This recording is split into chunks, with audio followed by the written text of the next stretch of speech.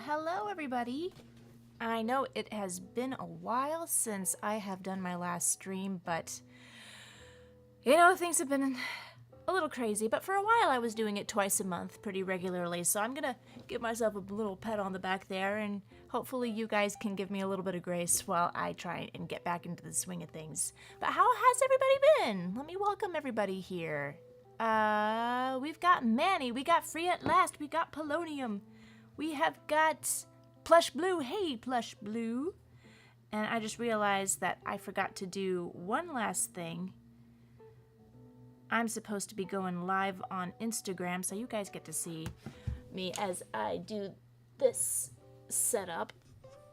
So forgive me, I'm a little bit rusty. There we go. There, that's fun. Oh, nope. Yep, the Instagram people don't get as good a show as you guys do here on all of those other platforms. Probably YouTube is probably the best platform to watch this on, but, yeah. Can't leave the IG people out. But, Dan Fran and Daniel Lavet, I always get your name wrong, Lavertu, I'm going to say it that way. I hope you enjoy it. And Diego the Roblox boy, hello, welcome. And Deirdre, how wonderful. So the request form is open. And, oh, we've got Please Draw Jessica Rabbit as Hollywood from Cool World. That is going to be popular on some platforms. So here is the form. It is open right now. Let's just check in with the request form and see if, yeah, we've got some responses going. So, also wanted to let people know it is Black Friday. So if you enjoy what I do and want to give me some support, you can always tip, but you can always also go to my TeePublic store, which there is a huge sale going on. So check that out. There's lots of fun designs of characters that have not been taken down yet, which is pretty cool. And I forgot to wear one of my shirts tonight, so I'm really bad at doing the whole self-promotion thing. But tell me, I want to see how you guys have been doing. I see you're all busy filling out the forms, but what you been up to? Has everybody had a good Thanksgiving? Seen any good cartoons lately? And I'm going to go on Instagram right now. Let me see if I could just make this, they can see a little bit more. Ah, okay, that's good enough. Checking connection. Connection granted. And Mimi says, I'm working on an animation. Excellent, excellent, Mimi. And Plush Blue says, things have been going good for me. I've done a trailer for my 50th stream on... You did a trailer? For how... Ooh, okay. Can you... I will have to check that out. I was not...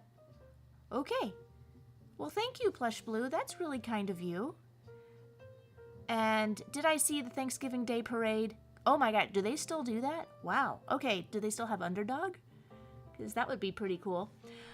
So while I'm waiting for that stuff to go in, I have a friend named Shiloh.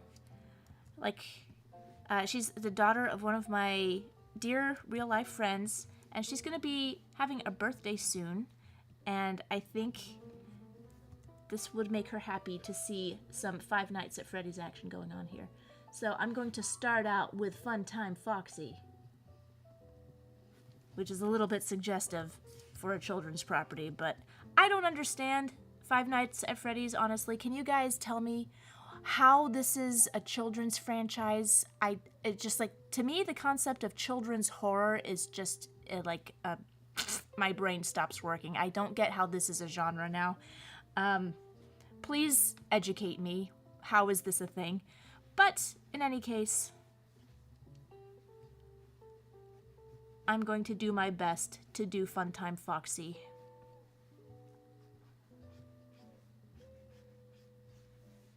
Okay, what is the pose?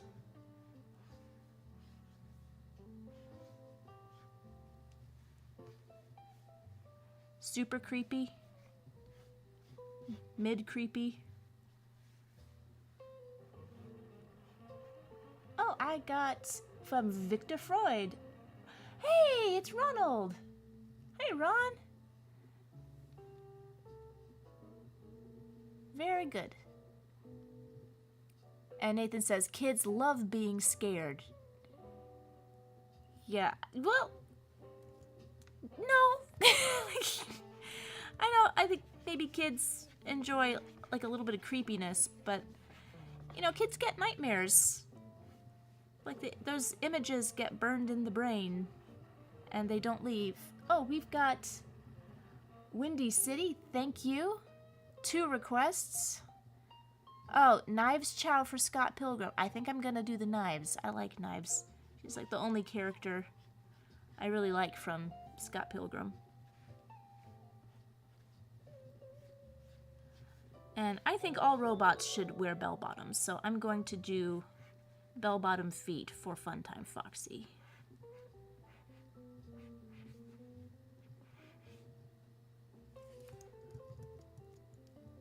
And this character is already off balance. You see what I mean? It's not the best. I'm not the best still, talking and drawing. Did anybody go to CTN this past week? It looked like it was a rollicking good time. Lots of, my feed was just taken over by people at CTN. I really wish I had had the foresight and the forethought. Could that be a word? I don't, maybe. But I wish I'd had the forethought and foresight to plan to go to CTN this year because it looked so fun. So, guys, let me know. Did anybody go?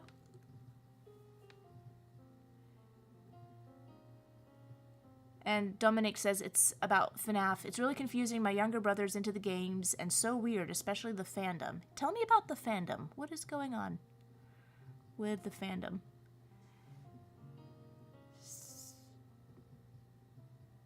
Foresight. Portmanteau of the year. Thank you, Plush Blue, for knowing the word portmanteau. Portmanteau? Somebody correct me. See, I don't even know that word. It's like suitcase, right?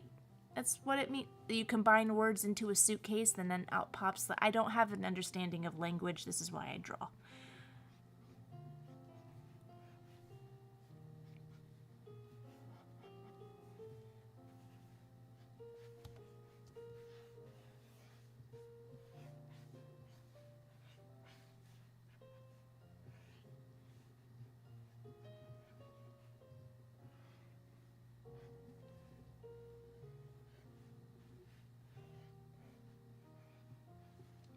But can anybody come up with an example of, like, another example of the children's horror genre? Because, to me, I feel like this is a new thing, but everybody's talking about it like, oh yeah, it's been around. I'm like, what? Have I been asleep?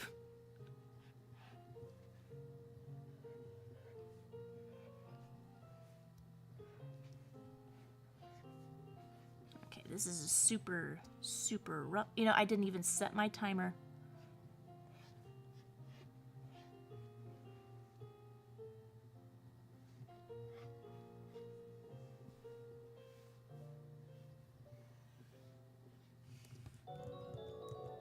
And we have got Philip's my friend from college, and you didn't need to tip, you wonderful person, you.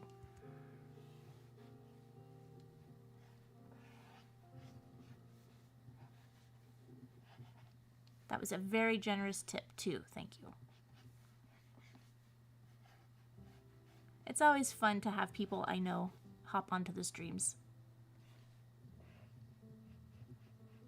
And it reminds me of how much I've not spent enough time with my real life friends in real life. I'm like, oh gosh, I need to make more time for reality. I guess I'm not alone in that, but The internet is great, but also it's awful. And I think I need to turn off... so I've got the chat timers enabled again because it helps me have one less thing to think about. But if it gets too annoying, I'll attempt to turn them off, although they don't like being turned off. They are their own. It's like they themselves are possessed, much like the characters in FNAF. Although I am happy that FNAF is a thing, because that means it did well, and it's going to have a lot of sequels, and my husband worked on the trailer a bit. So I enjoy having that guarantee of income in the future. So yeah, for purely selfish reasons, I'm happy it exists. I still have no idea what the ding dong dairy it's all about. The appeal, I mean, I get the appeal. Like, it's fun to take nostalgic, sweet things from our childhood and turn them inside out and make them terrible. But what I don't understand is, like, why do kids like it? They never grew up with Showbiz Pizza. I was terrified. I loved Billy Bob from Showbiz, and I also was terrified of Billy Bob from Showbiz. But kids who don't have those memories, is it just, it speaks to some eternal fear of giant animals? I don't know. This is why it's kind of fascinating to me. So any insight you guys can provide would be most appreciative. Appreciative. Again, words. This is why I draw. Shut up and draw, Joe. Come on. All right, so I've got my Funtime Foxy. But hopefully not too much of a fun time. Okay. I think he needs to be a little more wall-eyed. Yeah, that makes it scarier. I can't draw scary. I just can't. So I think what makes it spooky is the sunken eyes. Maybe I should attempt to do that.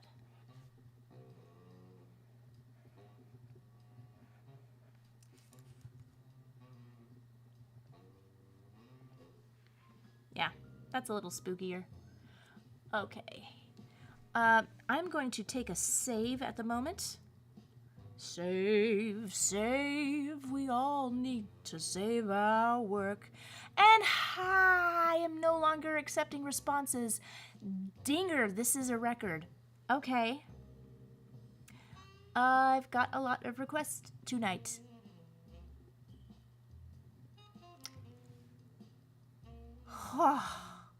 Okay, I'm trying not to panic. So another reason that I don't, it was hard for me to get around doing requests for a long time is because they take such a long time to do. Not just the session itself. Oh, thank you, Unpopular Opinions. FNAF's horror is more implied than outright seen. It isn't gory or anything and has a lot of implications that go over younger kids' heads. But again, like, saying that it's not bad for kids isn't the same as explaining the appeal. Like, there's a lot of 1940s melodramas, say Joseph Mankiewicz's very clever script, The Women, with a star-studded cast of all the biggest female actors of the 1940s that RKO could offer. It was RKO, wasn't it? Let's just go with that. No one's going to correct me. And that movie has a lot of fun characters who say things that go over kids' heads, but you're not seeing a lot of 8-year-olds or 18-year-olds who are just, like, really into Joseph Mankiewicz films. So just because it's not harmful to them doesn't... It's like, I want to know what the appeal is. It's... like, I don't know. Like, people my age, the appeal is, like, oh, this is a shared nightmare situation that we all had when we were kids going to Showbiz Pizza or Chuck E. Cheese as little innocent children just trying to play skee ball, and all of a sudden there's somebody tapping your shoulder and you turn around and you think it's your mom, but it's not. It's a gigantic, terrifying bear, and then you can't sleep for 3 weeks. Yeah, I get that. I can relate to that. But like kids who have not had that experience, I just wonder what it is that they like so much about it.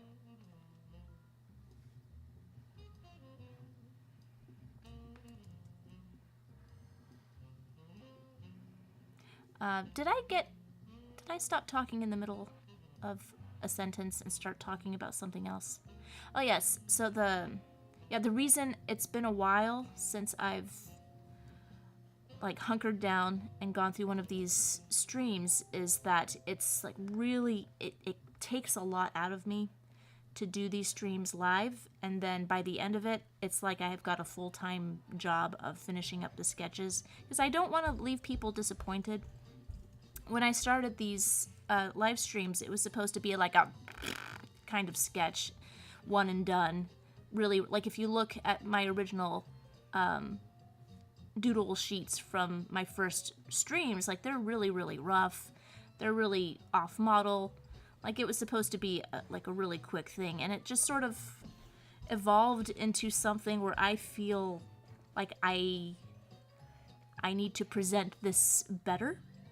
But it takes like a lot of time and a lot of effort, and it takes me away from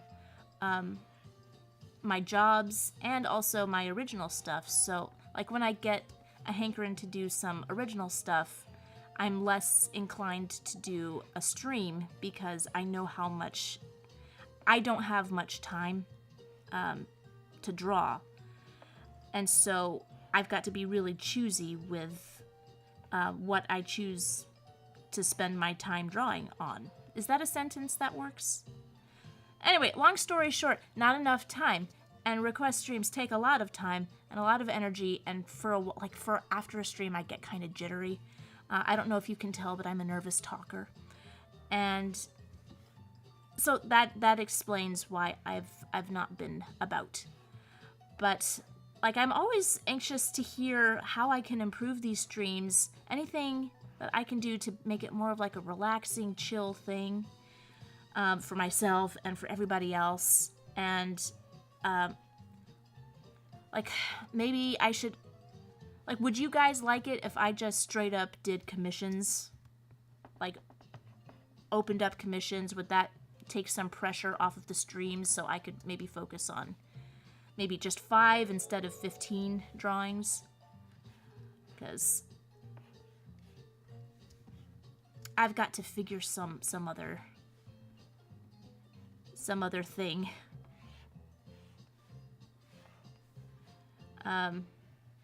Because I want to at least make it to 50 streams before I completely reassess this kind of fun little hobby. But like any suggestions would be really, really appreciated. And if you say it in the chat and I miss it, you can just email me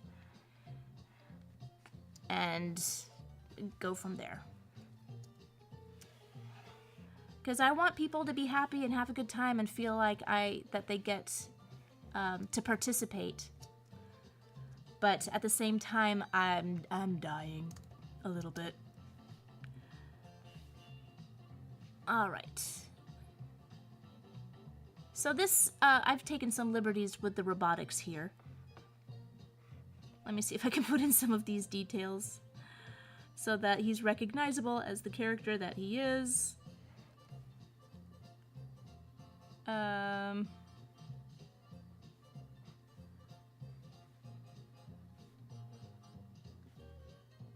Okay. Well, there we go. For Shiloh. Happy birthday. I hope you like him. There we go. And, ooh, people on Instagram, you are not getting a very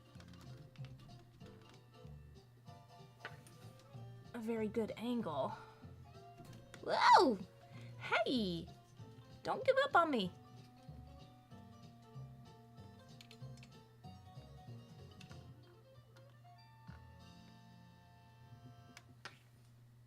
Okay, I just need to get this even closer to the screen.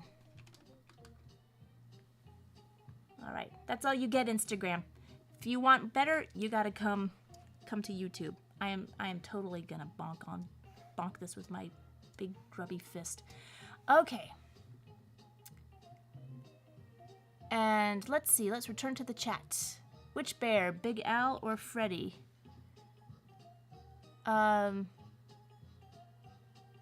Billy Bob. Billy Bob. I think I was talking about Billy Bob.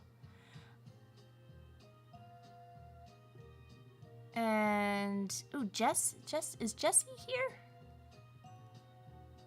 And I have been added. Diego says, opinion on Family Guy and Bob's Burgers, and what's your favorite ship of Bob's Burgers and Peanuts? Ew, Peanuts are children. No shipping. Ugh. Okay, opinion of Family Guy.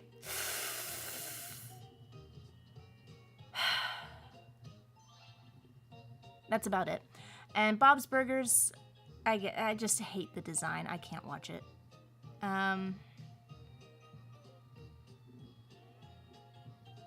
No shipping, lol. Yeah, I'm gonna be real popular on the internet. What the actual heck was that question? No idea. No idea. So I'm going to look at what our first request is going to be. Question.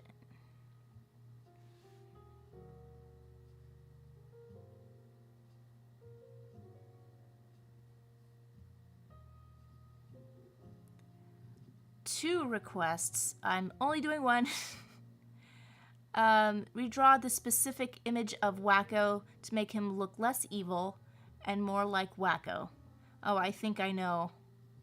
Is this the one where he's got like a puppy mouth? I hate this drawing. I'd be delighted to redraw it. Yes, the puppy mouth Wakko. Ugh.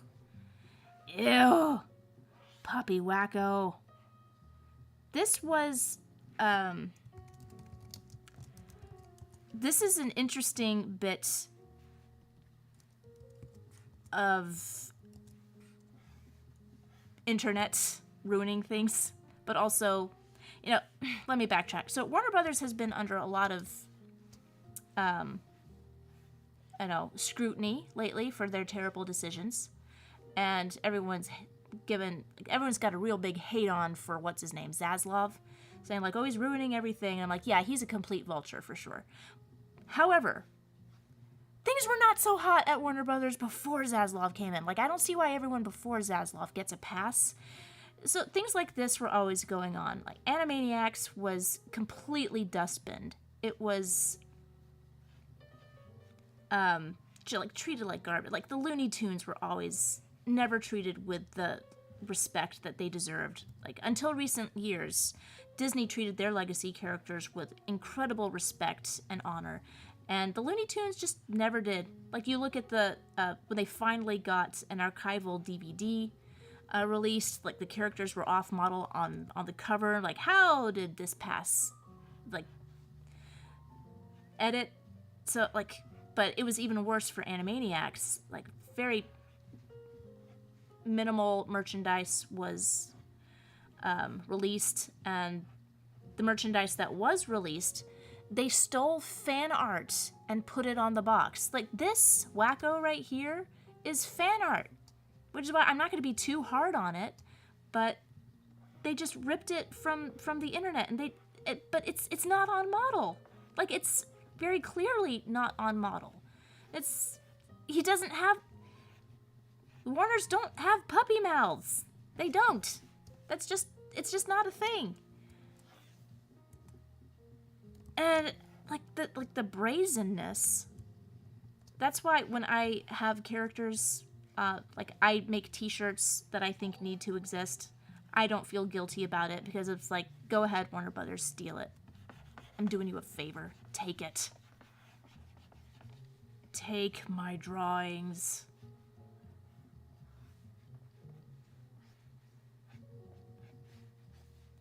And the funny thing is, like, my 8-year-old, she can tell when the Warners are off model. She looks at the new Animaniacs designs, like, of the Warners. And she's like, And it's like she'll look at it from like a tiny icon, just like, that's wrong. That's wrong. They don't have this, and they don't have, their noses are wrong. Like, she can see. She can see that it's wrong. And there's this, like, feeling I get. Like, when I see the Warners, I don't get the warm fuzzies right away. It has to be them. Because otherwise, it seems like some other character's wearing their skin, and it makes me feel creepy crawly. Like, I like the Warners. I don't like cartoon characters wearing Warner flesh suits. I don't like that. And if it's fan art, that's fine. Fan art can be concept art, it's fine. You're exploring new ideas, new directions, but when it's official, when it's the officially licensed stuff, like, I don't like it.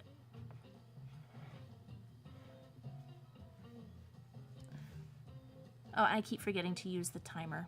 How am I spending this much time on a Wakko?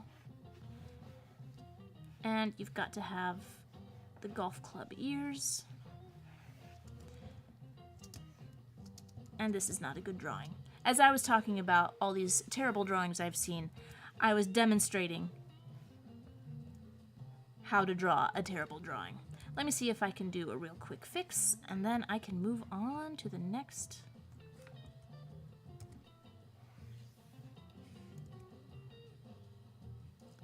To the next one. And his legs are a little too skinny.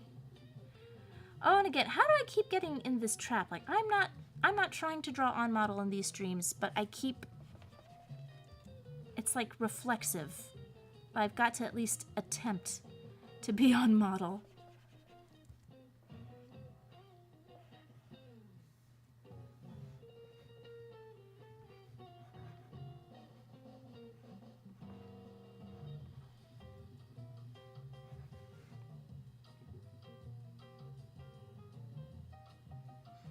I'm going to knock this back and see if I can get some sense.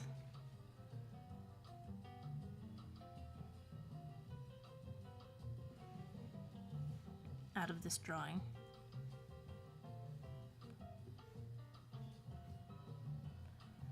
Well, you know, because I'm trying to redraw this.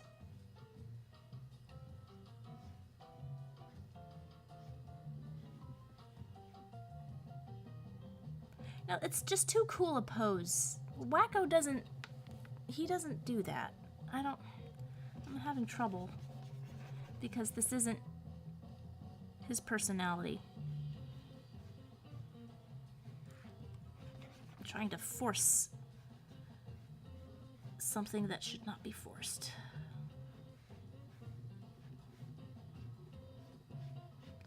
I'm just gonna give him, I think this is more of a Yakko pose.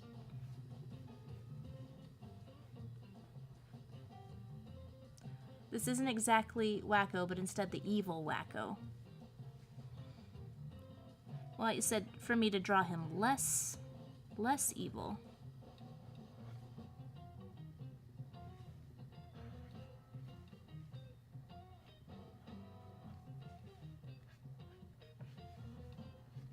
Okay, let me take a look at the chat, see what terrible things I have said. Diego says, oh, okay, that went by. And Hector says, hi, Hector, hi, Mike. And Barry, welcome. And Drago says, by the way, I filled out 2 requests. Okie dokie. Kale's Tail says, there's an Animaniacs Monopoly, which I own. I own that too. And they do use this Wakko on the Monopoly, Animaniacs Monopoly. There's a couple mistakes in the Animaniacs Monopoly thing. I think they call him, like there's something wrong with the good feathers. I think they call him, I think they do something with the god pigeon. I think they do something where they call him the wrong, like something might have been from the earliest version of the Animaniacs Bible. Like it's, yeah, there's a couple things that were, I was looking through the Animaniacs like every single one of the cards. And I was like, this one is wrong. This one is wrong. This one is wrong. Incorrect.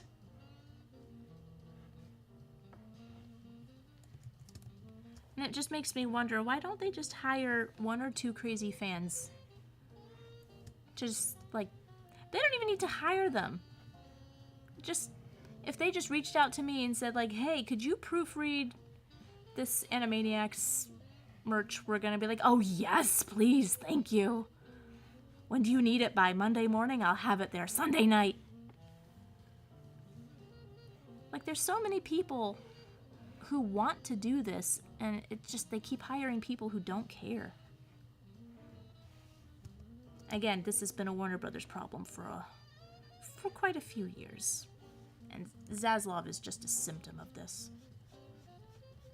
Maybe it's the shareholders who just keep hiring terrible people. I don't know.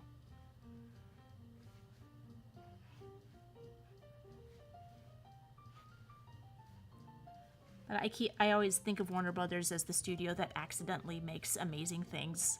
And it's always the same thing. It's always the same case. And it's not just Warner Brothers, but it's like when a studio or a company, like when they stop paying attention to what the creatives are doing, they just let the creatives make something that is like not fiddled with by a billion different committees and corporations and focus groups. They're just like distracted by something shiny over there, and they're like, yeah, Brad Bird, you whatever. How's that Iron movie going on? That you're making Iron Man, whatever. Just like go ahead, go on with that movie. Tom Ruger, you're what's this? Doing another cartoon? Yeah, it's fine. We're gonna be looking over here at Schindler's List or whatever. So, and they just let the creatives make something great, and then they're like, okay, we're taking over this now.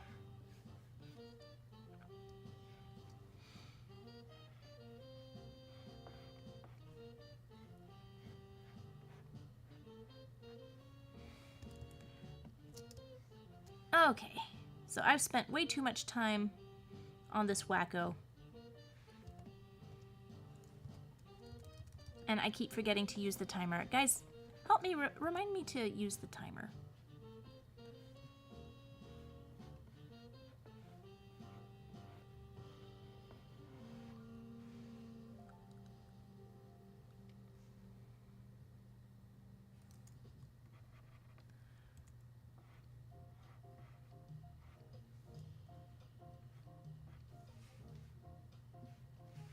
Okay. He looks something like Wakko. Okay, he'll be ready for color pretty soon. Now, this here, I can't let this rest. This is bad.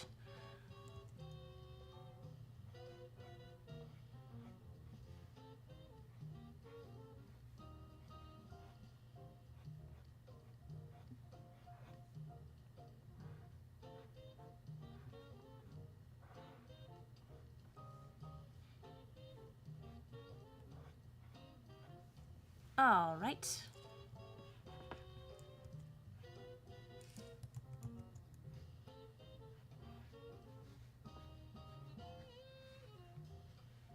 Oh, it looks like somebody wants to join in my Instagram. Yeah, I took calls for a while. Maybe. I never got a clear answer if you guys thought that would be a fun thing to do. But maybe it would be more entertaining for you guys, since it's easier for me to talk over voice than it is for me to keep checking the chat. So yeah, maybe I'll accept like calls through Instagram, like if anybody has something they want to chat about for a few minutes. Maybe I'll do that. Yeah, maybe I'll do that. Ugh, I think I had the eyes better before. I liked, one of my favorite animation styles, or in the original Animaniacs, was when Wang had these like really heavy lidded Warners. I've always tried to get that look, but their eyes were like really big. But they had like wonderful long heavy lids. And it was so expressive. Yeah, like Yakko looked great in that style. But it wasn't all Wang. It was just every once in a while a Wang cartoon would have those heavy lids. And the like everything was really precise and on point. It just looked great. Okay, Puppy Wakko. And Chibi Queen says, I like listening to the stream. Well, thank you, Chibi Queen. And Hector says, Discord voice chat. Maybe. Maybe. What do you guys think? Should I do... Oh, and Clay said the same tactic worked for saving TCM from being cut in budget. What? What about TCM?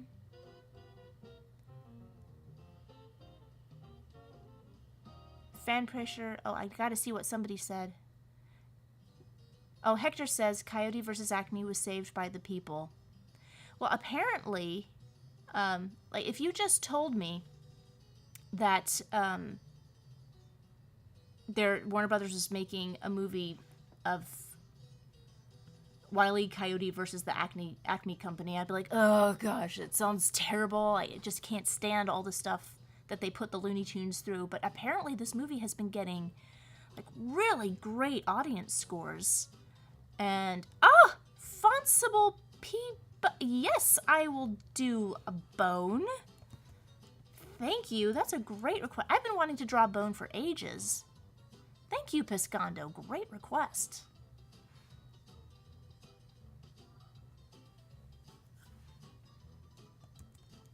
Phony bone.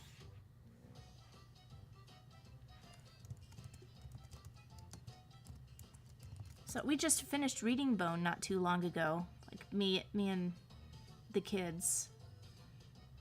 Puppy Wakko, where's... Okay. You are going to say goodnight, Puppy Wakko. And I'm gonna get me some phony bone.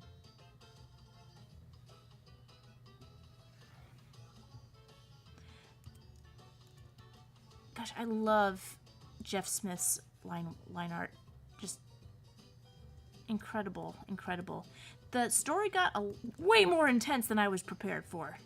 Like, I thought it was just going to be some fun, frolicky thing. And I am going to put 10 minutes on the clock. 10 minutes. There we go.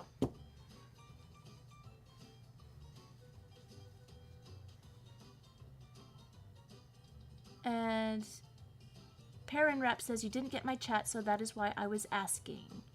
I don't know. What is your email so I can send my request to you? You can find out that it's... I can't say it because it's just too many letters that end with E. But if you go to my website or any of my social media, you just like... It's all over. But yeah, like if you guys haven't read Bone...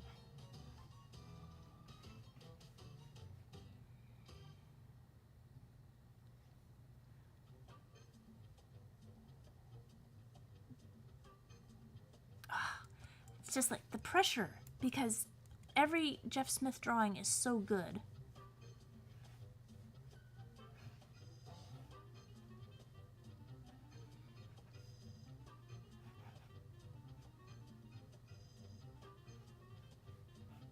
There's no way I can approach it. But if I don't get it on model, he's not going to be recognizable. Okay. Let's see if I can get him kind of schemy.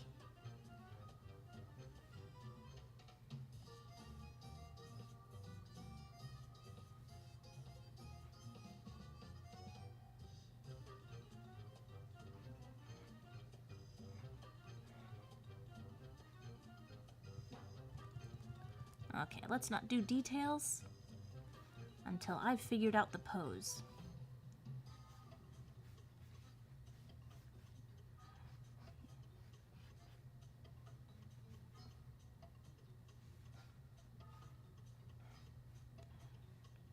And I hear there's gonna be, in the works, a Bone animated feature or series.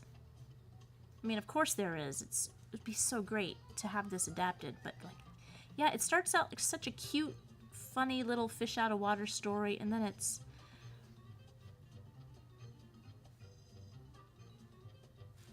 gets like really, really epic.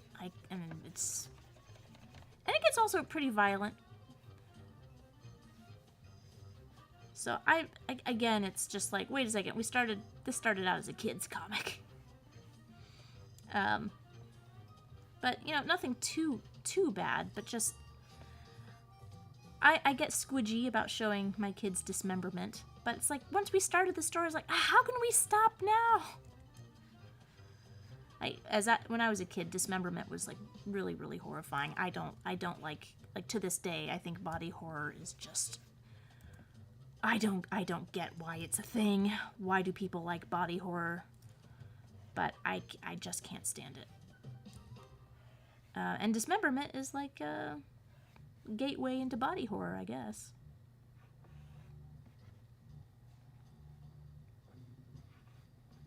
I mean, when it's well done, it's interesting. Like The Thing, the John Carpenter movie version, not the original, but yeah, the body horror is like really, really convincing and well done. But I'm like, pourquoi? It's a good movie, though. I don't want to watch it again, but it was good. Oh, the Bone thing got canceled. Bone gets very existential and somewhat mature, right? Mature in a good sense. Like it's about, you know, responsibility and what it means to be good and bravery and friendship. Like, I also don't understand why Phone Bone and Phony Bone have like exactly the same name. I know his name is Fonsible, but they always call him Phony. But it's like, to me, like for a kid, I think that would be really confusing. Okay, how does it look like when you're wringing your hands? Maybe his thumb is on top. Maybe that'll help?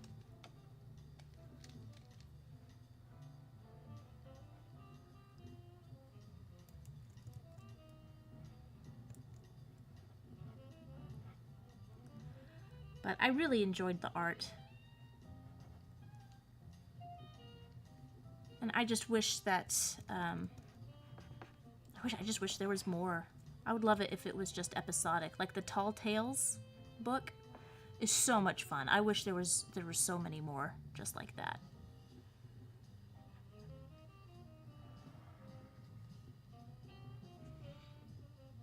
Okay, and let's show the hint of the star here.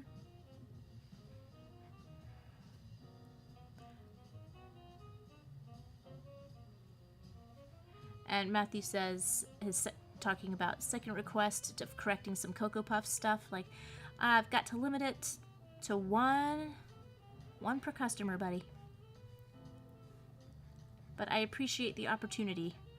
Maybe I'll have a stream sometime that's just like all redraws of like terrible, you know, billboard cartoons, and like I just got a mailer for an air conditioning service that had a superhero character that was just like, oh god, my eyes, let me help you out. Like anything I draw will be better than this.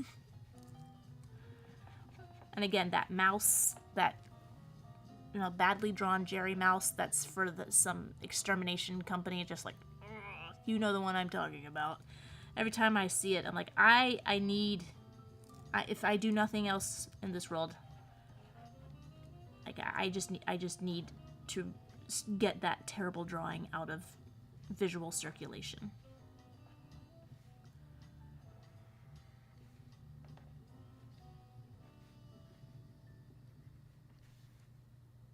Okay. How much time do I have left here? Well, 15 minutes. What? Oh. I forgot how to use my timer. Okay, I'm putting it on 3.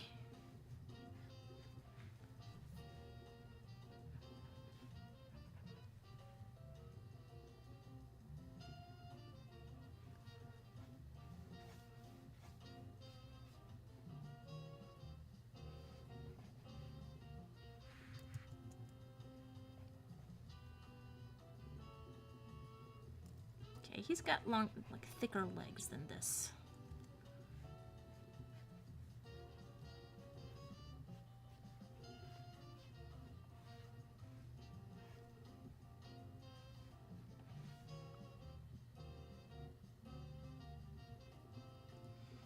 Oh, there's, releasing some early Jeff Smith stuff from the 80s. Well, that sounds interesting. I'm gonna look that up.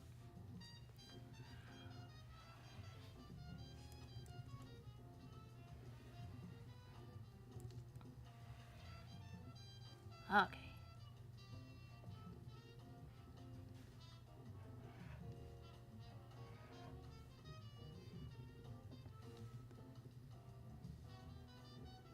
Kale says, Phony Bone reminds me of Ren Hoke.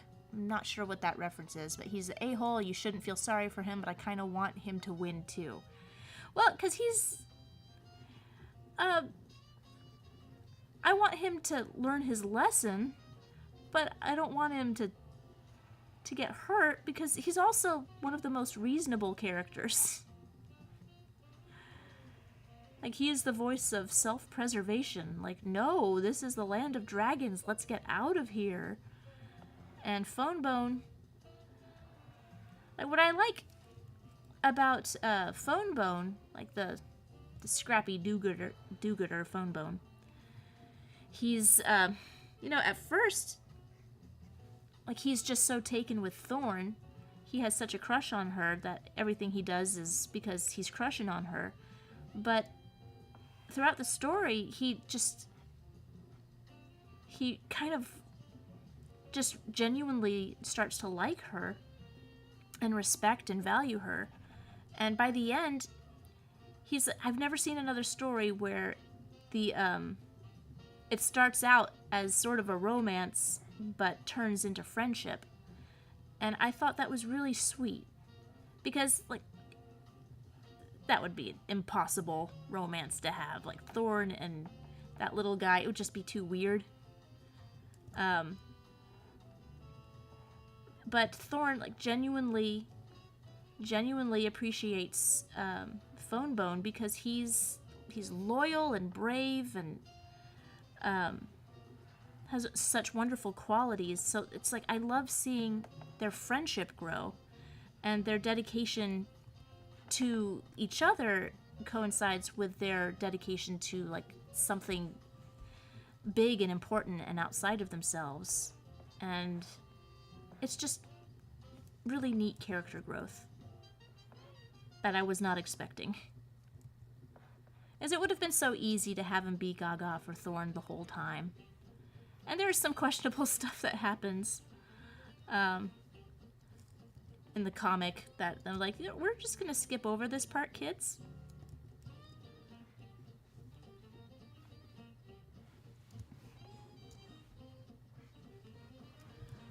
But overall, I think it's pretty wholesome.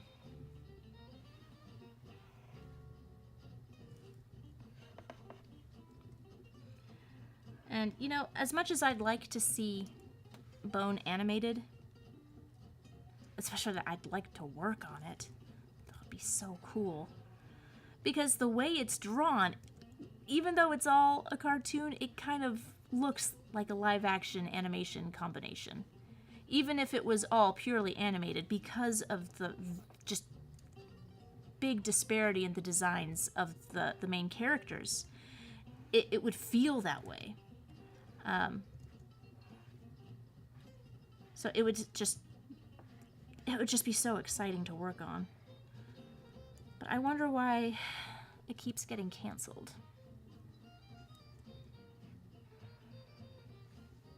Is it all the smoking? Because Smiley Bone would not be the same without a cigar. Okay.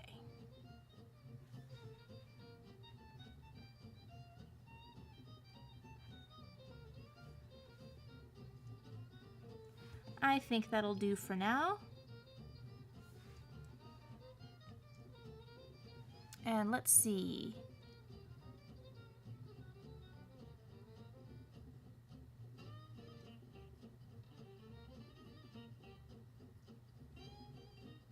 And we have a newcomer, Marla. Welcome. Nice to see you.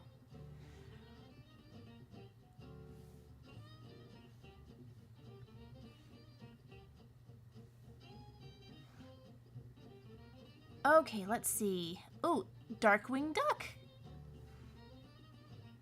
Quackerjack. Sure thing. I love Darkwing Duck. We've actually been watching Darkwing Duck lately. And you got a model sheet. Mwah! Thank you. You got some... the best kind of reference. Thank you so much. Quackerjack.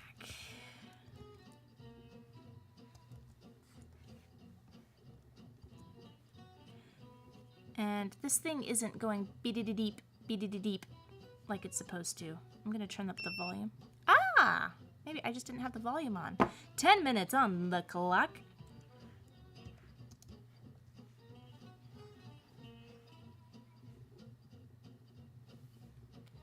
So is there any special request with Quackerjack? Personality description? Nope.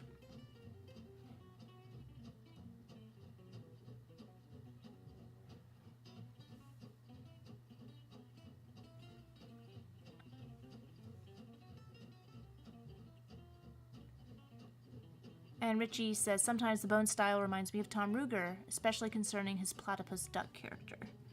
Well, what Bone really reminds me of is, oh my stars.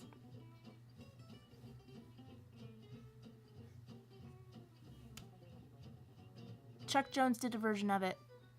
Pogo.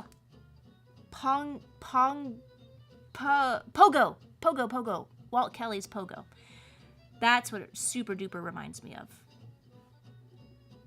Which I need to get an anthology of. I was gonna say, Ponyo.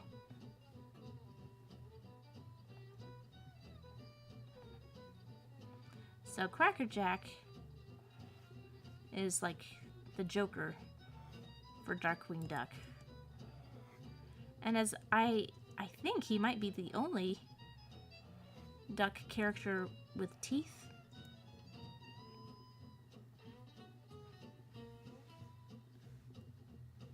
Well, as it happens with, you know, like cartoon ducks, they have teeth when they need teeth.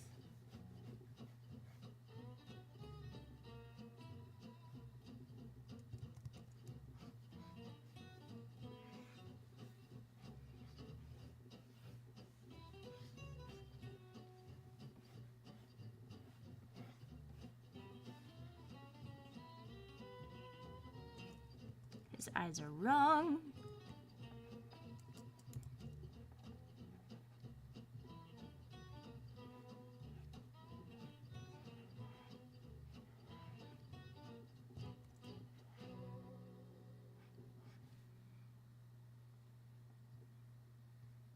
Oh, and his hat sort of is his head.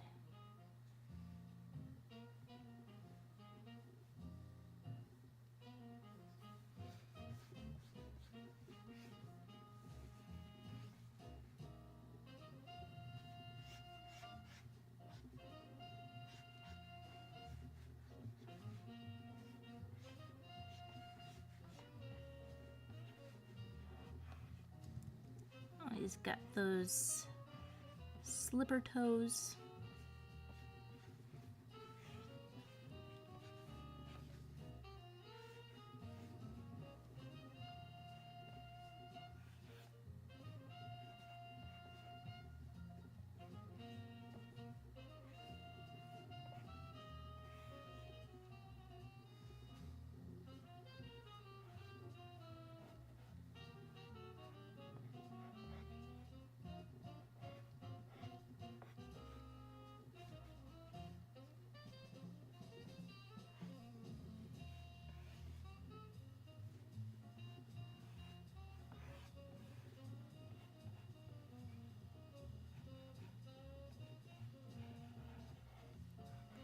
Oh, and listen to that. I got all quiet. It says, as soon as I start thinking that my drawing is looking okay, a hush falls over the crowd. Meaning just me.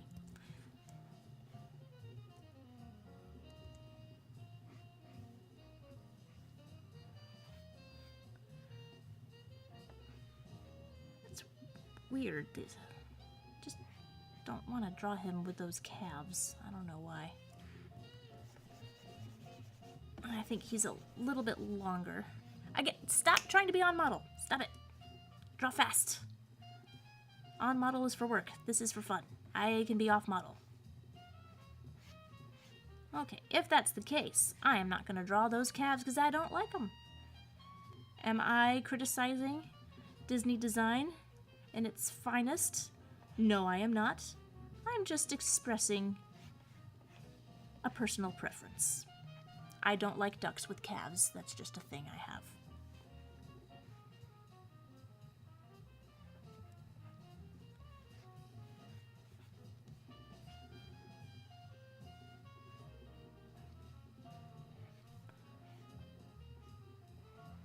Man, I look at these designs, I'm like, how the heck did Disney how did they get the budgets to animate these characters? Because, you know, like, these shows have a big, a lot of variations in the level of quality episode to episode.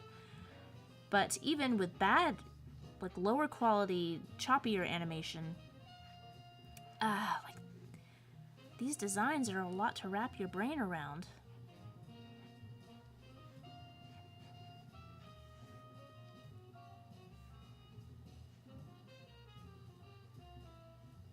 Here, I don't like... Let's make this go clear of his bill.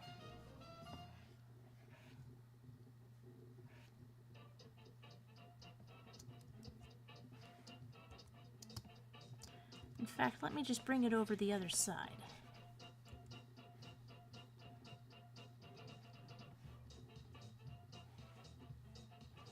Okay, so it is 10:02, and I have done 3 requests.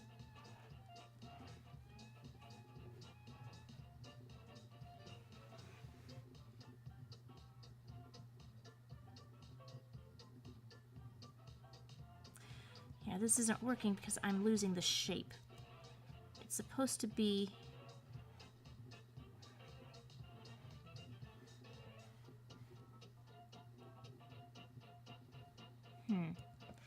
How should I do this?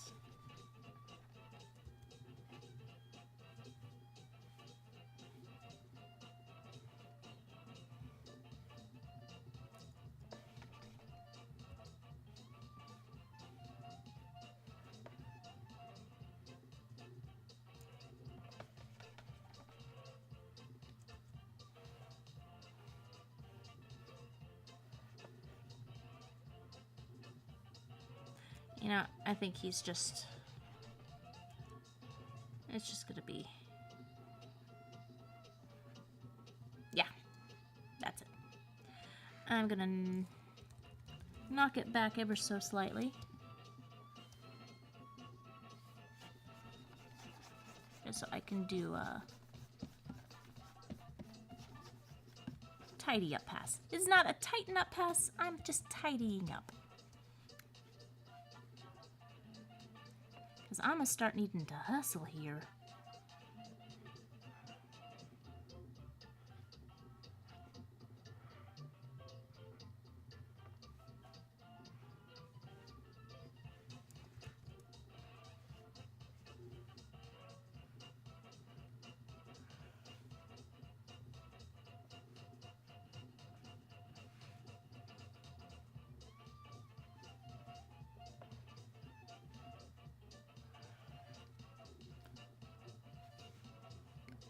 And hats can be tricky at times, yes.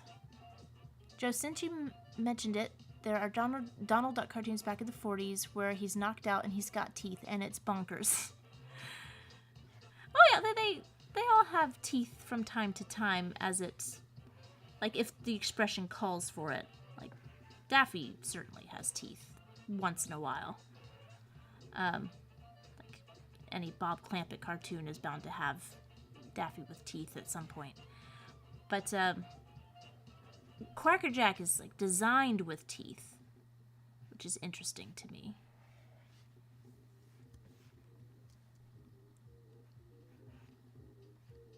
Like, it's not just an extreme expression they're trying to get.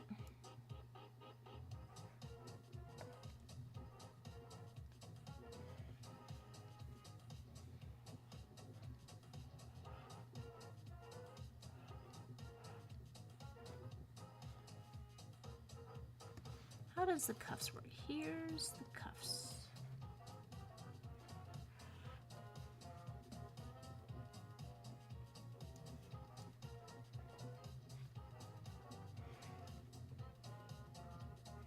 Oh, it's time for me to move on.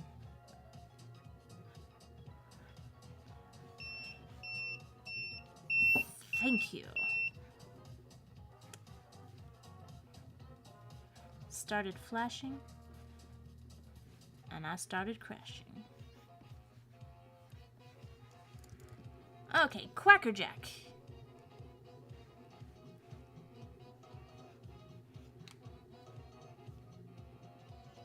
There we go. I'm gonna say hi to my Instagram people. Hello, hello, hello, hello. And, oh, my video request has gone. Let's see. What is the next request?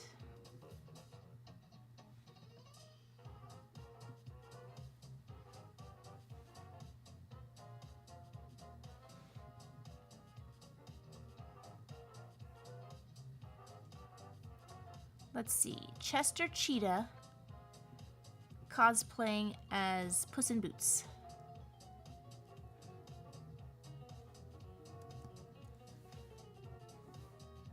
Let's see. I've never drawn Chester Cheetah before. Unauthorized. Well.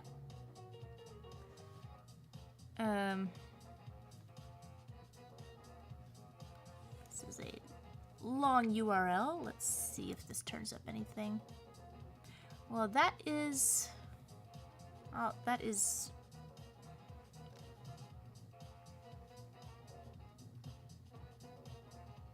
Okay, well, since this is the reference...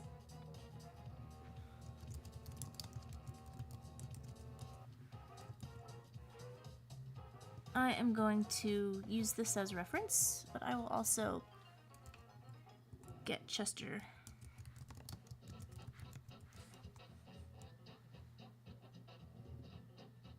Very 1990s.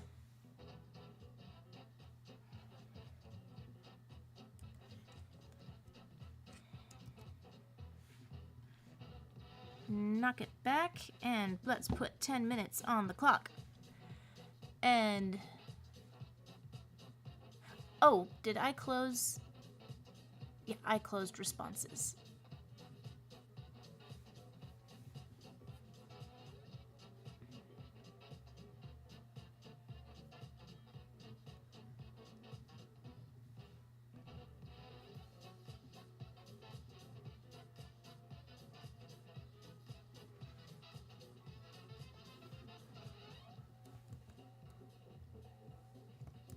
I'm just trying to get a little bit organized here, you guys.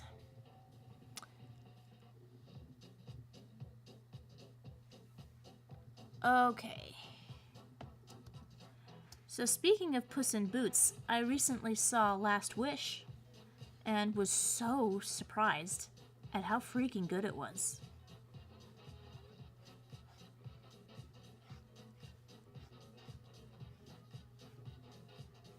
And it was funny because my husband and I were watching it as part of our evening grown-up time. And, of course, one of our little ones snuck downstairs. What are you watching? Is it a cartoon? Like, and I felt like I could not just send her away. So I was like, come on, let's watch it. And she was really terrified of death. And I don't blame her, because that was a great character. Just the sociopathic eyes, the unblinking serial killer eyes.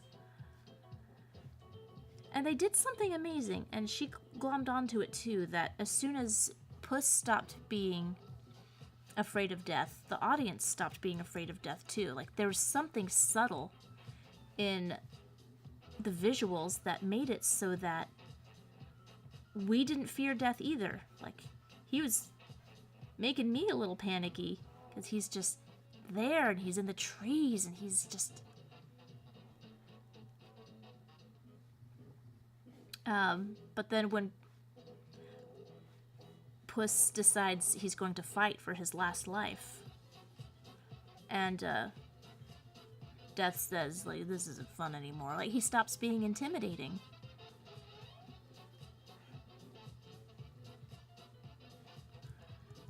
But it's communicated visually. But I don't... Maybe I wasn't watching close enough. It's just, like, yeah, did anybody else feel that? Is it something completely obvious that I'm missing? How did they do that? Make us feel that?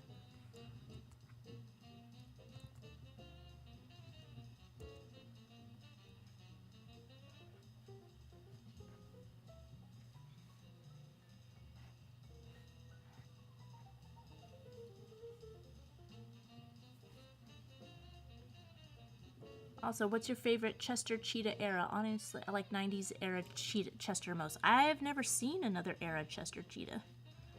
Is he from the 80s? He's like a super 90s character to me.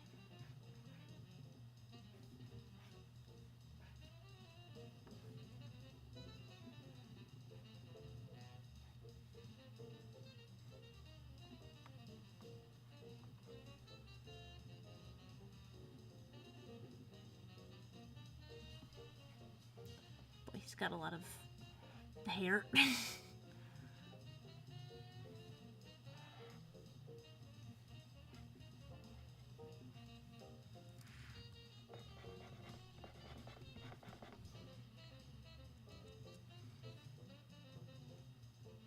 I should probably have looked up Puss's outfit too. He's sort of a Three Musketeers character, so.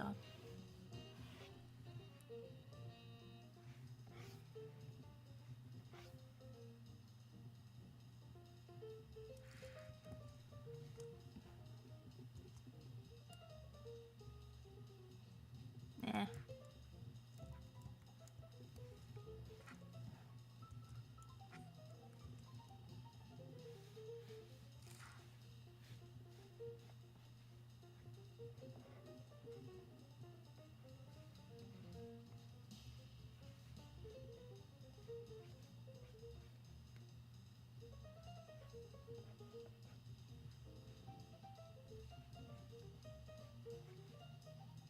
Probably has buckles here. That makes it feel more boot-like.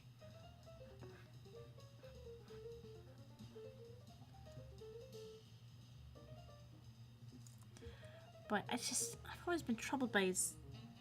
Chester Cheetah is very 90s to me because he looks like he's just perpetually in a fisheye lens. Like, that nose is always coming at you.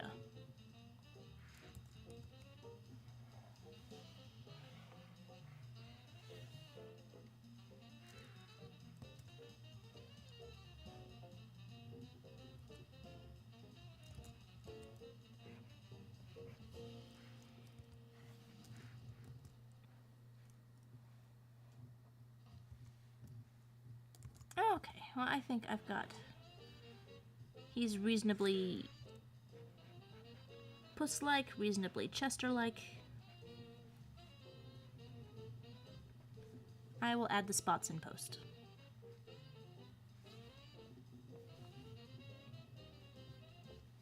Oh, you know what? He needs longer legs. That's what's gonna make him look more like Chester. There we go. Yes. Not that I'm trying to make him on model or nothing. It's just, I just want him to be recognizable.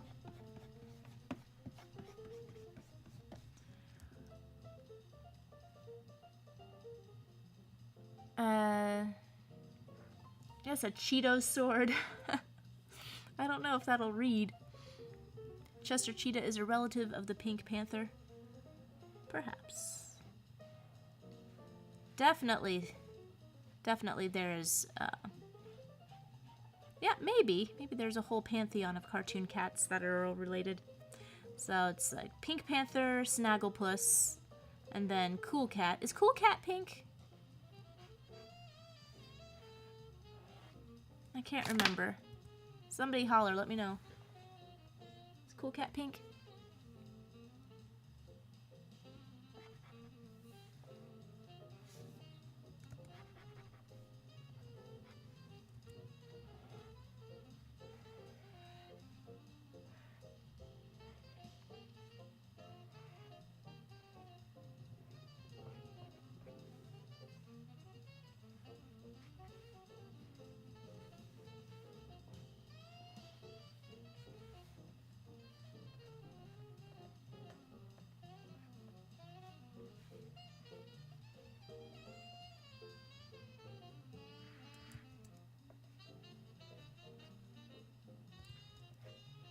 Okay.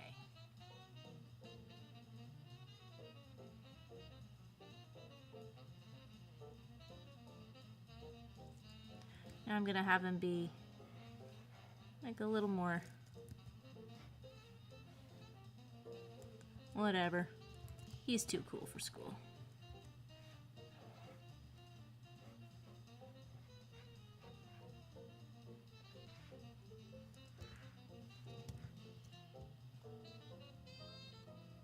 I ought to listen to him rap.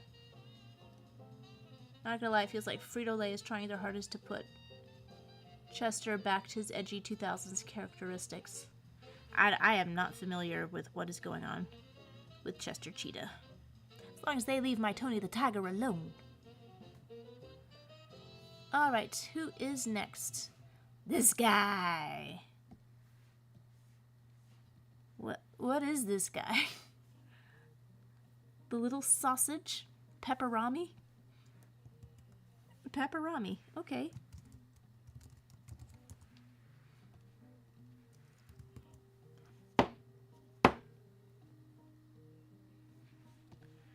At least he is simple.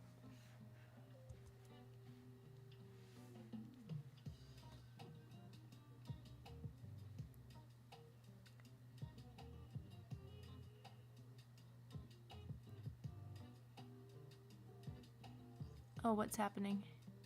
Is this a Dogtonian and the Three Musket Hounds crossover? I can name another pink cat, Kitty Joe from Hanna-Barbera. Chattanooga Cats?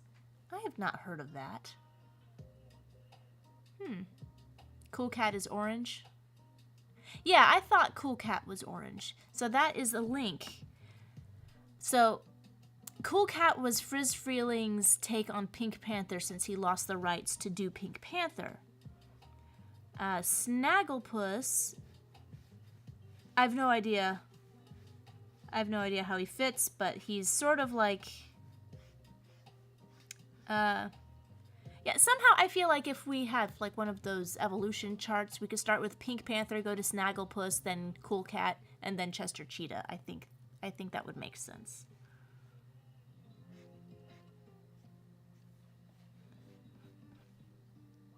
So this guy, he's wearing some sweet docks.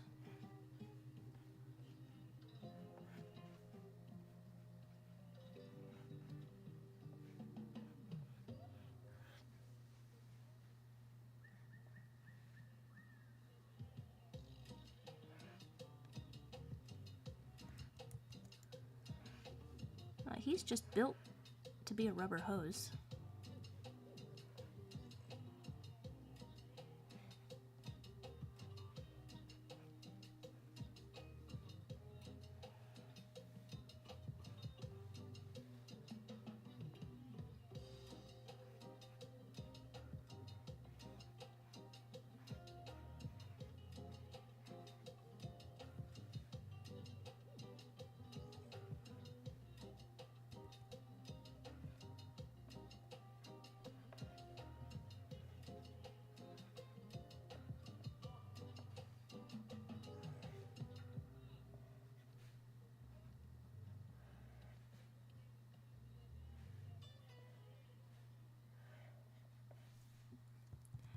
That don't make no sense.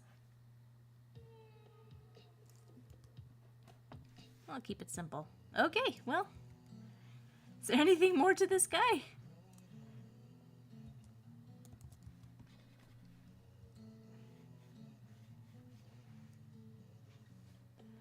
I'll just give him more forehead. Because why not? No, Cool Cat is Warner 7 Art's answer to the Pink Panther after they lost Frizz Freeling. No, Frizz Freeling did some Cool Cat cartoons. I'm sure of it. I will have to look this up. Oh, I got a thing. Judy, did I get a cheer? I think I heard a cheer. So thank you for the cheer, even though I didn't notice it at the time.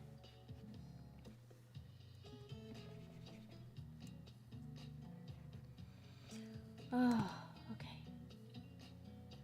I am going to have a little sip. A little leftover Thanksgiving cheer.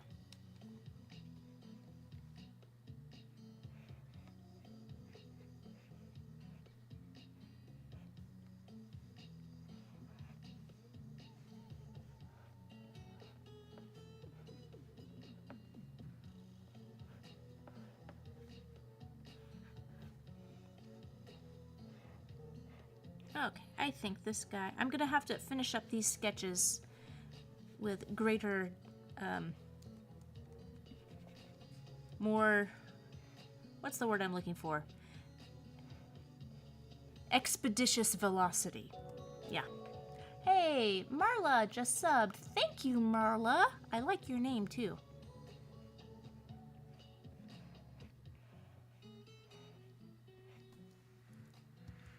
Alright, I think Pepperami is kind of who he is. This sausage is British, loud, violent, and cannibalistic. Well, good to know.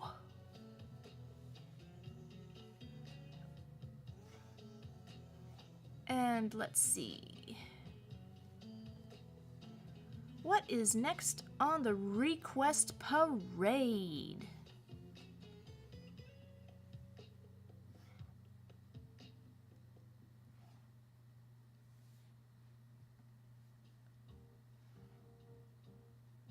It looks like Sally Starlet from Welcome Home, which is something I am not familiar with. Let's see.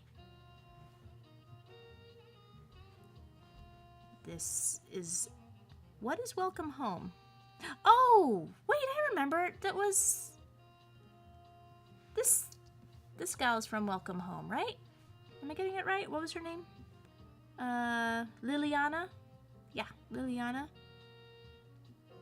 Okay, so Welcome Home. Remind me again. Was it a video game?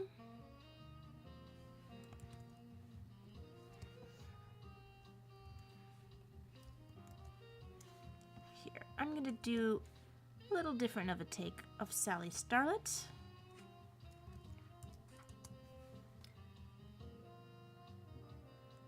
Let's get back to the chat.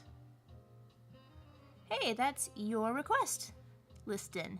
I guess it is. Cheeto-gate. Are we starting Cheeto-gate? You know, if I start an online controversy, then I'll know I've made it. And, oh my gosh, I am so below. Okay. Oh god, Sausage Party is not good. No one talk about Sausage Party here. No. That is banned. TR says, do you think dreams procreate? Oh, somebody just... do you think Dreams Procreate will bring in a bunch of new animators, and do you trust Procreate now to start a subscription model on the app? Well, you know, any new platform will bring new people to the table. And, like, I'm not a fan of the subscription model of software ownership. I can understand why it's attractive to these companies, of course, like a constant revenue stream, but I just hate the idea that like if it was more reasonable, like I'm sort of traumatized from Adobe here. blah, blah, blah. Because what they charge, I think, is very, very much a lot. Very much a lot. And they say, oh, well, we justify it by offering so many different programs. And like, well, none of your programs are stable. And I hate updating them because I feel like every time I download an update, it just crashes more. So can I just own a program that is stable and you don't feel the need to justify the subscription through having constant updates that make the program unstable? I just, yeah. So, but I'm not a business person or a software person, so I guess the reason subscription models are being adopted by all these developers is because it works for them. But I think at the end of the day, what it's going to do is drive people away from these programs this is like long term, in the long run, not next year, not maybe even 10 years, but eventually.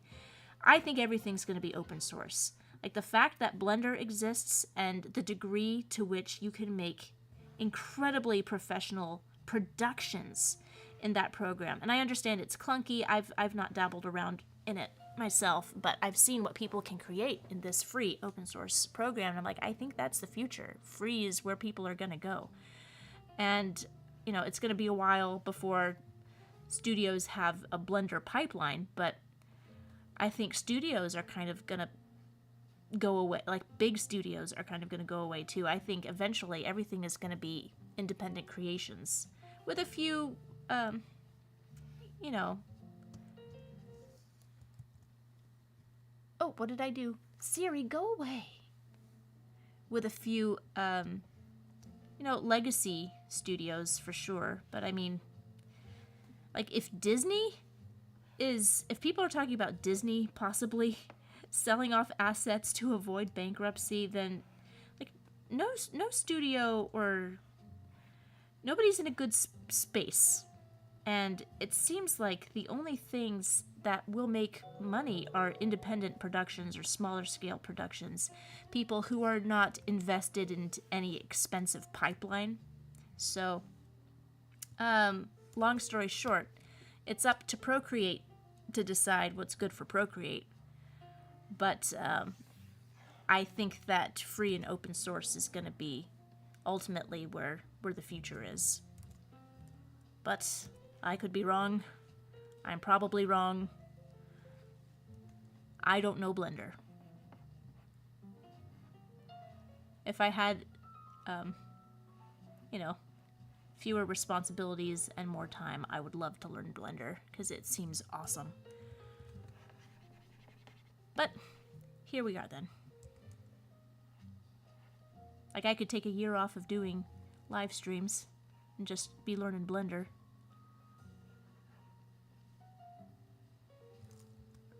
But I don't know if that would result in anything.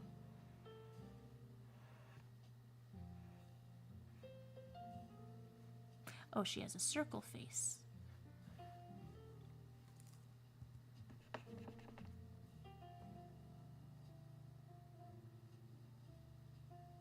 Oh, I'm just redrawing this pose. I try to avoid that, but I just was sort of on autopilot.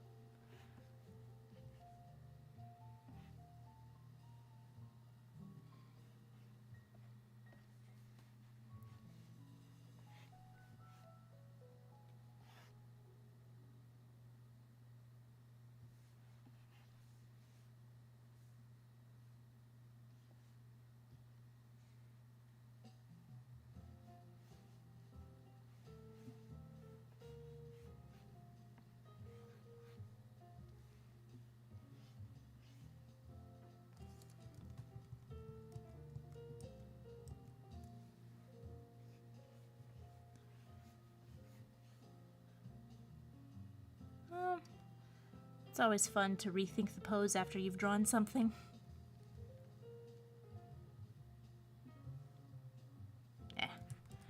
Overthinking it. My contribution is the newness of the design.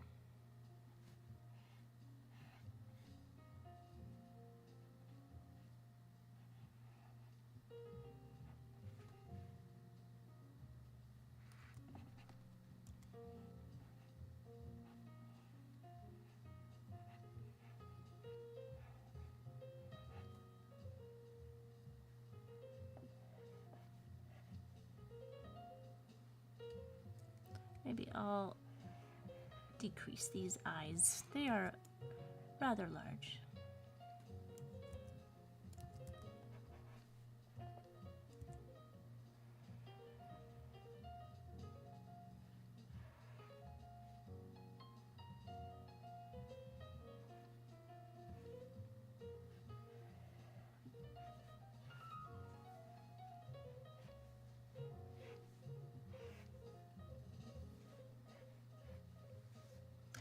Now I don't like it at all.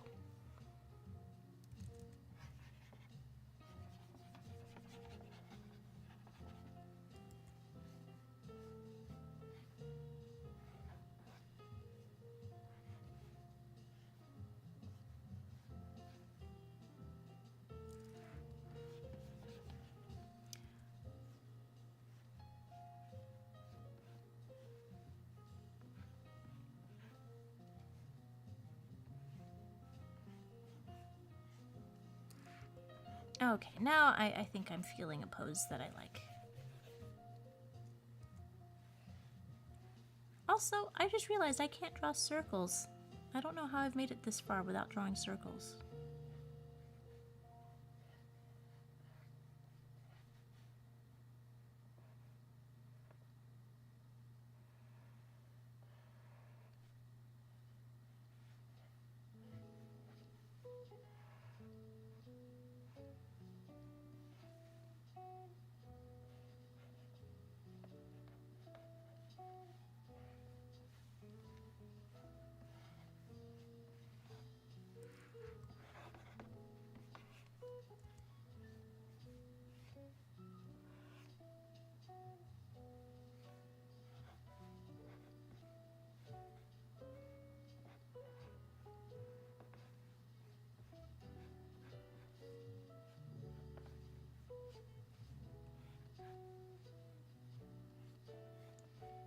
Uh-oh, she's getting quiet again.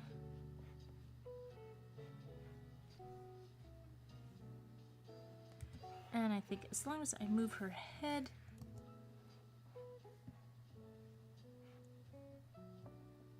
Yeah, I think that'll do.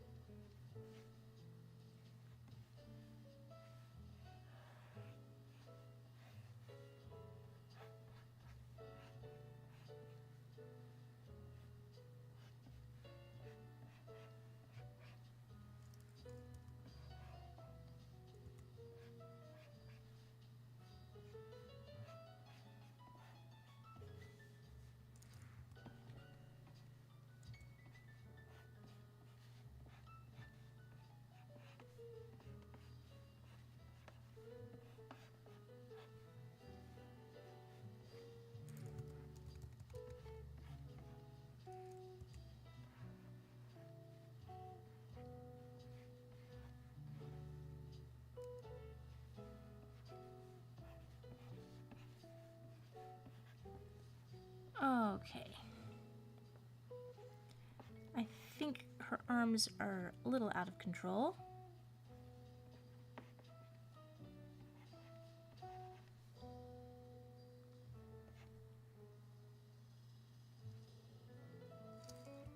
Maybe if I just fix this one, it'll be okay.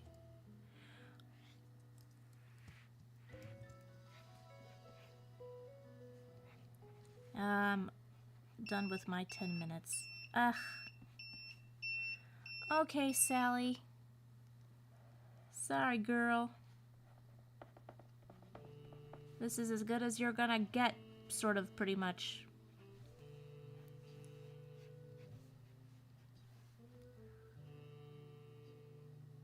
Liliana is from My Friendly Neighborhood, not Welcome Home. What is Welcome Home? Is it another video game?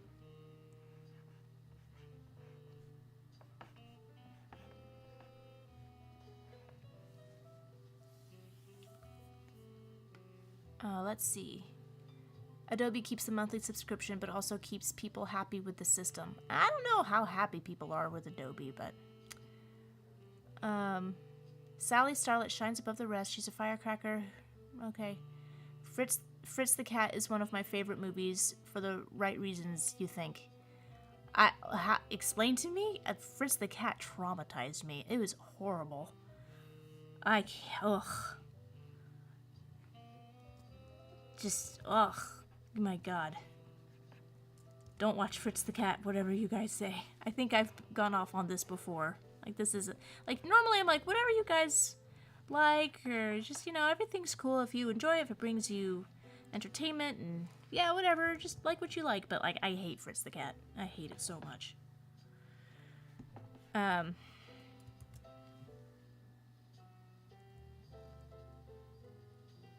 It was made by AI. What was made by AI? Disney AI is the word. Disney's using AI. Welcome home. It's a history made on the internet. No, it's a website. Manny says, I'm sure people are getting fed up with Adobe at this point. I feel that too. Everything that they update is so buggy. And DMB says, you gotta go because you gotta sleep. Lightweight. There's no sleeping in baseball. Good night.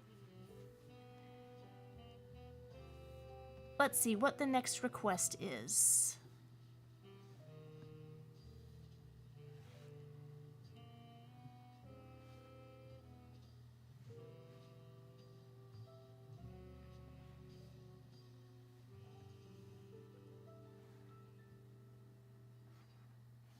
And looking.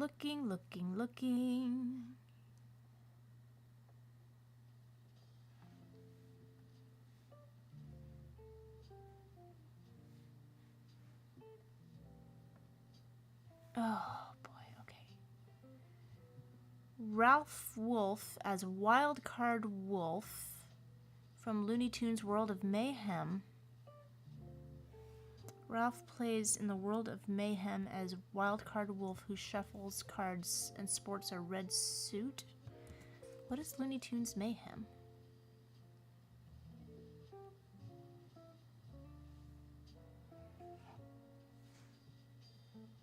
Oh, it's a game.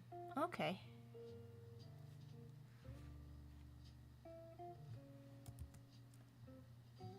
Okay, so Wildcat Wolf.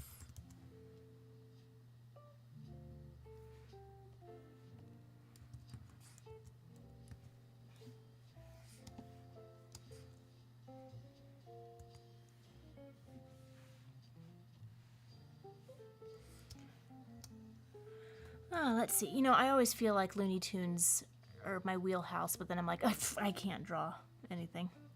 It's an app game. Okay. RPG for Looney Tunes on mobile. All right. Well, asked and answered. The Disney Thanksgiving post was made with AI. Was that something that Disney released officially, or was it something fan-made?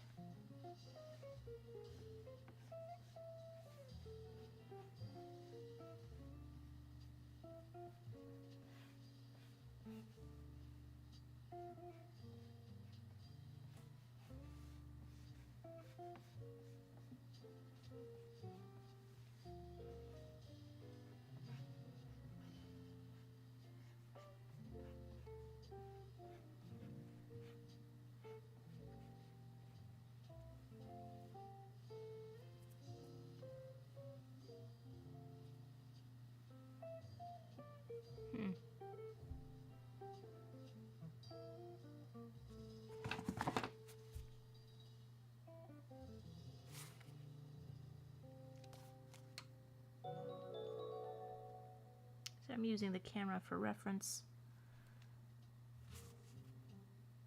Okay. Oh, thank you for subscribing.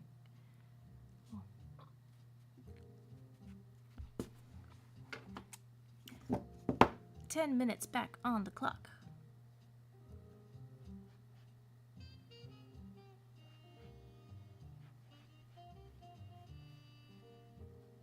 Okay.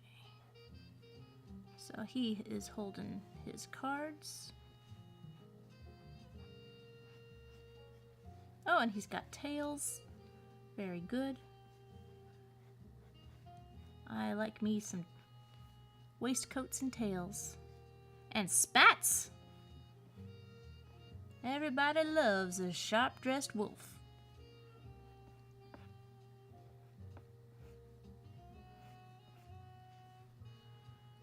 Okay, perhaps it's time I actually pay attention to...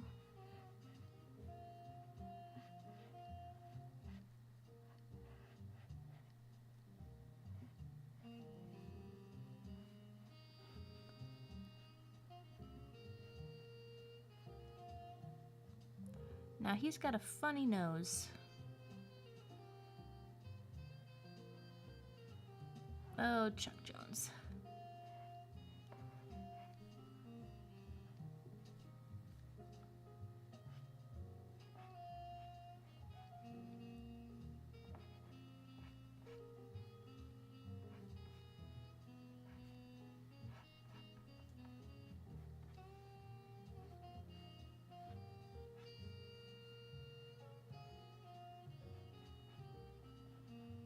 I feel like I've started 10 sentences in the last 10 minutes and not finished one of them. Oh, I will look at that in a minute, Jesse. Also, yeah, the Disney Thanksgiving post was AI, though I'm pretty sure it was mainly photo-bashed imagery and run through with AI to make it look smoother.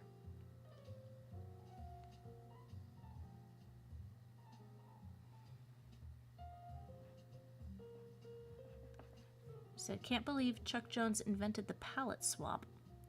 Ooh, educate me. What is that?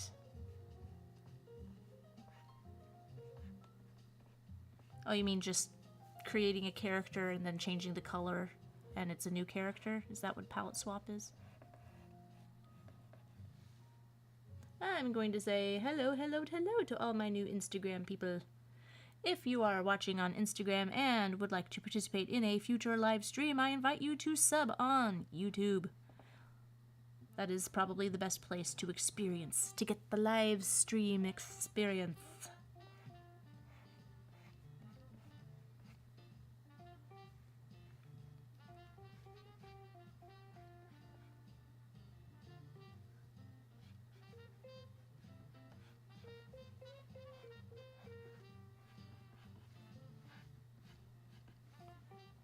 All right. I think he's looking pretty okay. What you guys think?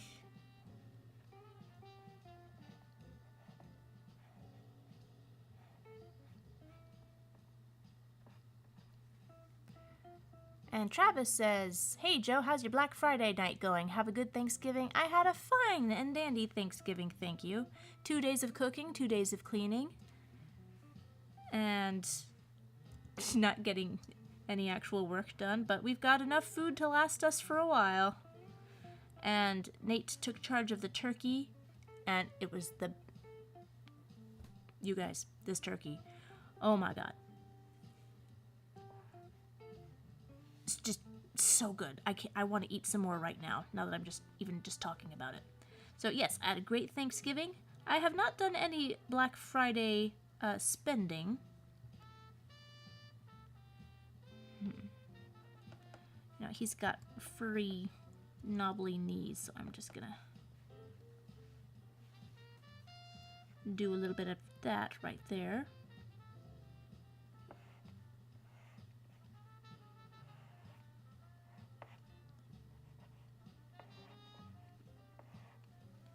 And furry clawy toes.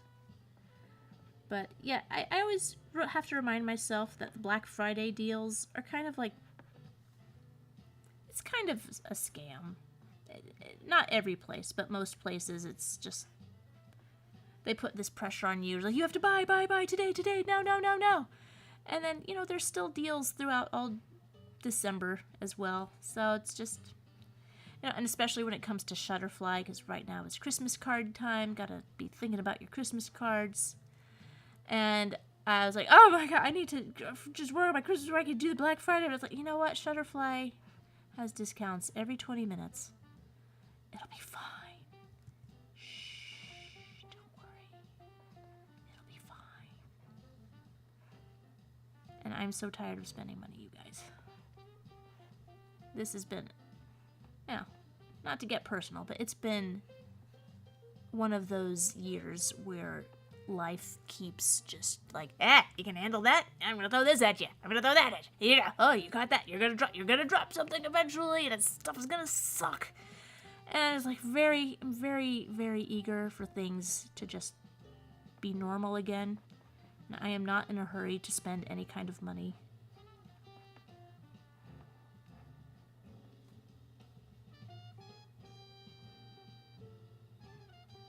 Oh, you know what? I'm gonna have him just doing this. Holding up one card. How? Okay, so this.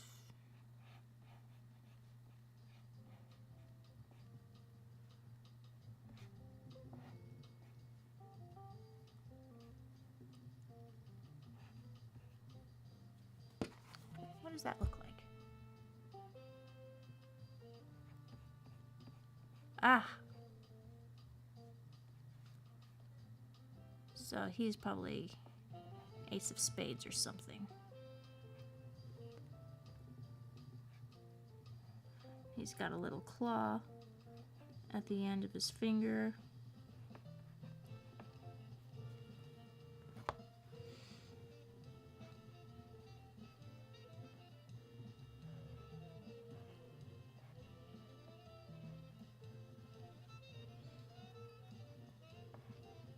This is a good look for Wiley. I've never seen him so happy. So he's like an old-timey gambler. It's a strange choice, but all right.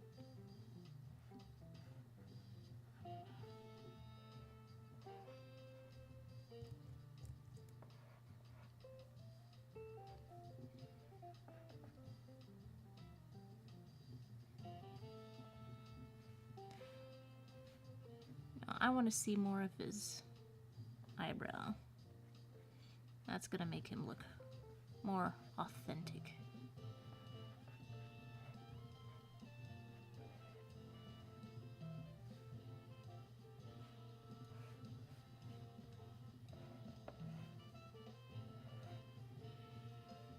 Okay, so I've got 1 minute left. I think he's pretty good. I'm gonna moving all along. And it's still not midnight, going strong. How's everybody's doing? You staying with me? You staying with me? Oh God, not that. No.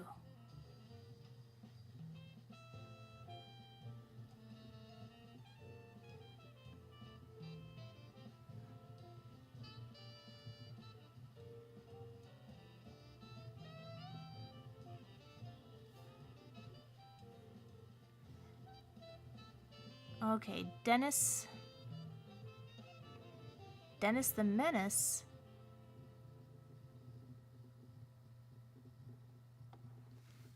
Dennis the Menace. Okay. I did something like British Horrible Herald. Dennis the Menace UK. Debuting roughly around the same time as the American comic strip.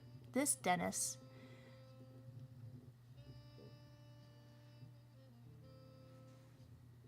Oh, it looks like...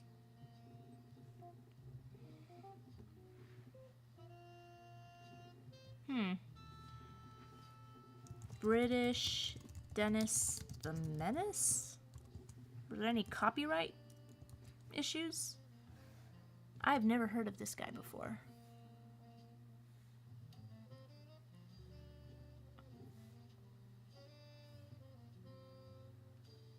He kind of looks like Calvin.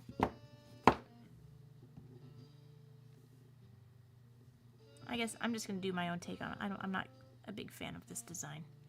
I'm going to see...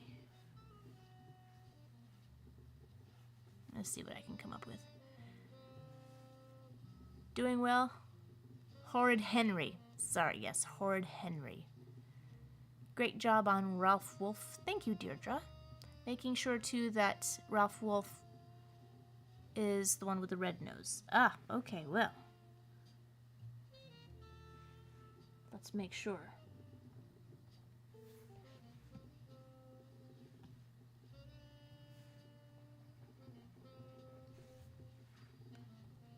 sure that's a thing. Okay.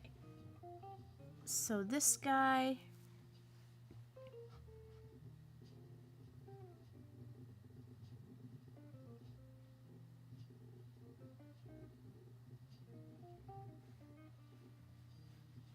He kind of looks like... He looks like a bully. So he wouldn't have a baseball bat. Would he have a cricket bat if he was gonna mess stuff up?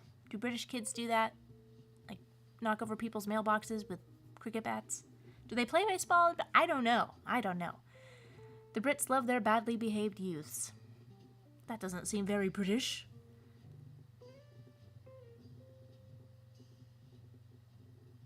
It's a fascinating copyright issue. Just...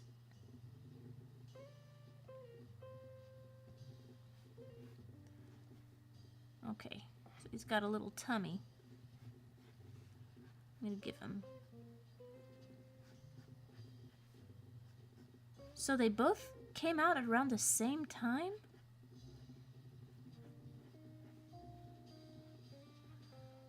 What kind of shoes are these? I'm just gonna give him something. His socks kind of look like leg warmers.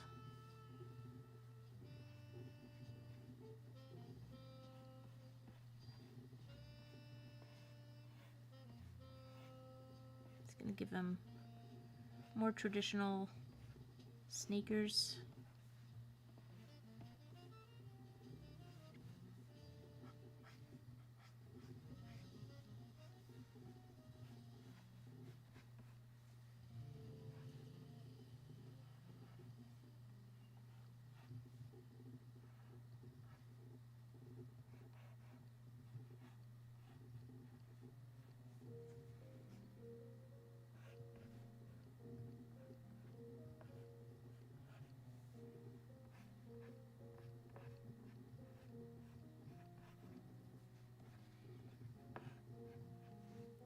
Dennis comes from Beano magazines, and they are apparently aware of each other because U.S. airings of this Dennis remove the menace and replace it with and Nasher? Dennis and Nasher? Oh, Nasher is British Dennis's dog. Okay. Yeah, he definitely looks like he's got some issues.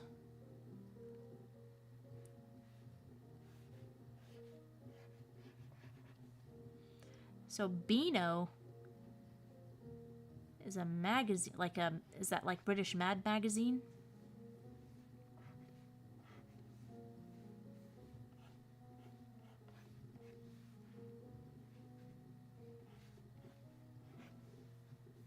Nah, I don't like him with the belly.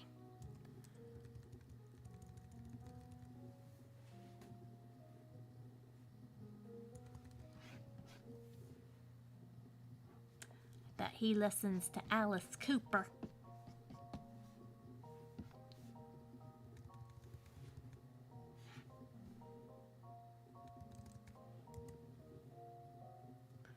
Nothing of his creators was known about the clone. First we got a British sausage, and now we've got a British kid. Oh no, it's a British invasion. I mean, it's like, what? What's going on?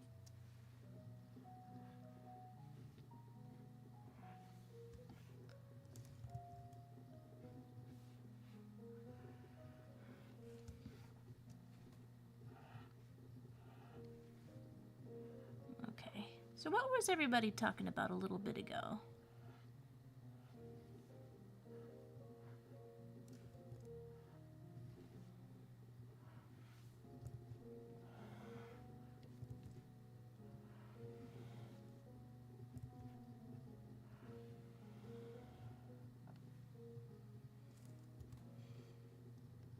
Your Brit is ish. Everybody's a critic. Well, there's very many different kinds of British accents, darling. You know, sometimes I start with one that's rather posh, and then it just goes, you know, whatever, isn't it? You know? You walk over from one street to the next, and it's a different accent. I don't know how they keep it straight. You know how freaked out I was the first time I heard David Tennant's actual voice? Like his actual accent? I was like, nah, he's putting me on. That's not how he talks. That's ridiculous. But no. He's Scottish. Right? Scottish. Right? But he does, like, normal Londoner British, like, perfectly beautifully. At least as an American, I was thoroughly fooled. I thought he was British. Like, English British.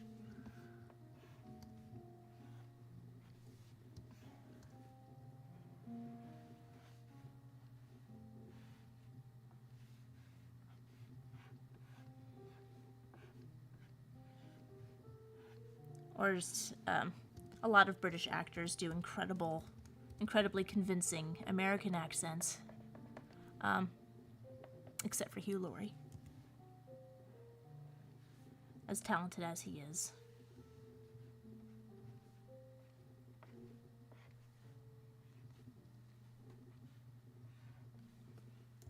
Oh, and also Benedict Cumberbatch. I don't like his American voice. It sounds like very strained.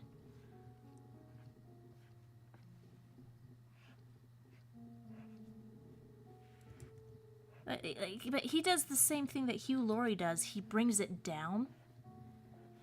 He kind of talks down here when he's American, and that's just not,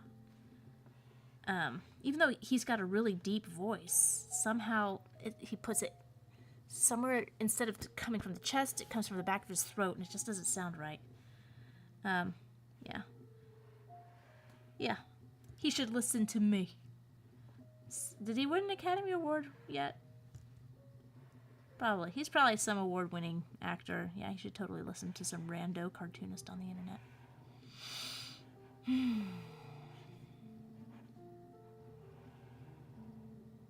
Also, for the longest time, I didn't think he had eyebrows. Like, still, when I imagine Benedict Cumberbatch, I'm like, no, he doesn't have eyebrows. No, I think he shaved off his eyebrows. I'm pretty sure. But he has eyebrows, but somehow I don't... It's a weird thing. I don't know. Don't listen to... Why are you here? I'm just saying weird random stuff.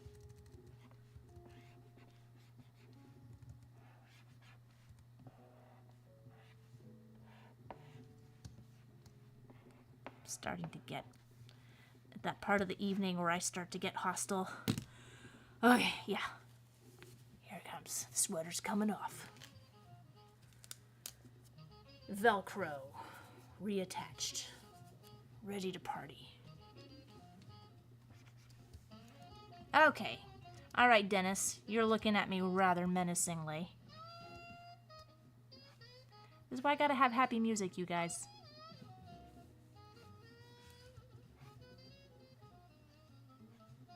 If it wasn't for this bop, I'd be just spitting blood.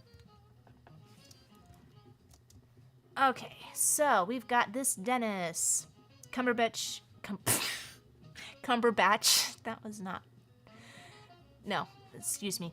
Cumberbatch. Nope, that's even worse. Cumberbatch sounds like Dr. House to me. Thank you, Mox Mills 19. And Drago had to go. If you're still here, bye, Drago. Thanks for hanging out. Let's see.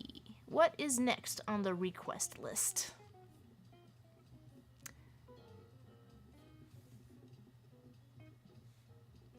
Let us see. Ooh. I see one I really, really like. And I will return to that in a quickly way. Okay. Knives. Sure. I like knives. Knives. Does anybody, but I don't have Netflix yet. I'm gonna gift myself a couple months of Netflix. Next month. But I was looking to check out that Scott Pilgrim show that they got going. Has anybody seen it? What'd you think of it? Animation looks amazing. Amazing.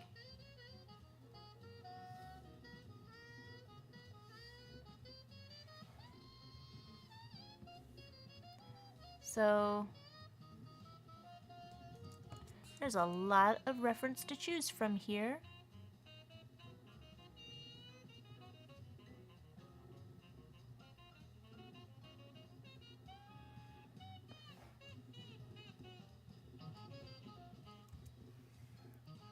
Yeah, I think I like Knives because she's one of the only like, my trouble with Scott Pilgrim, the graphic novels, was that in black and white, I have the black and white ones, I can't tell one character from the other. Like, the color is so important. But Knives has enough distinctive features that I could tell who she is.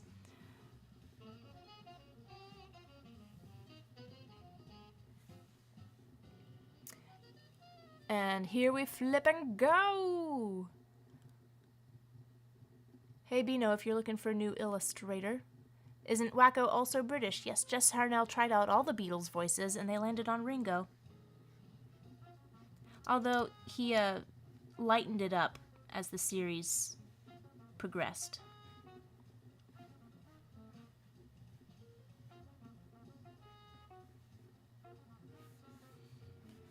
He made it more little kiddie after the first season or so.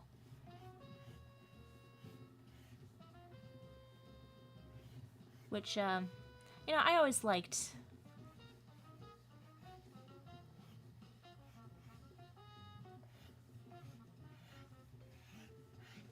I always liked the original take he had. This... It was just so bizarre and so different. So, and it just worked.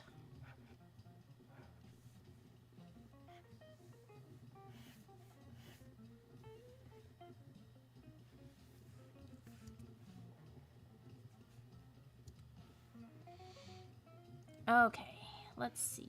Oh, yep, I've got that.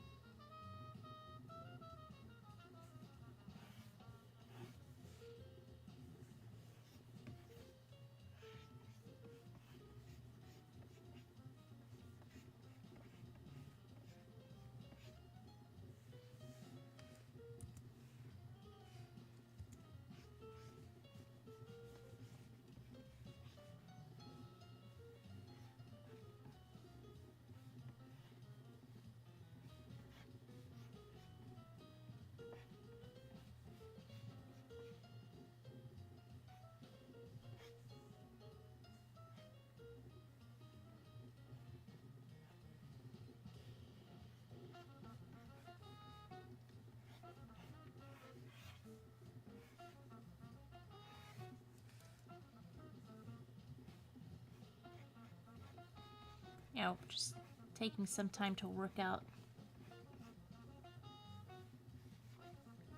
Ah, I think I've got a cool pose somewhere in here.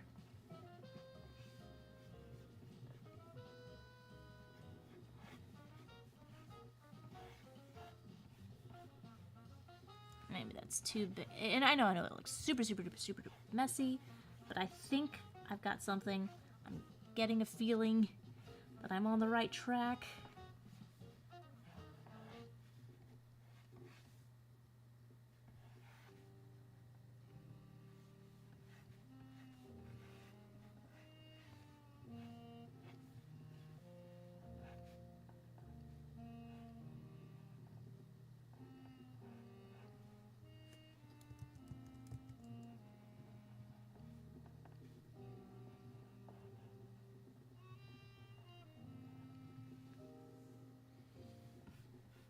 So, not in Scott Pilgrim style, but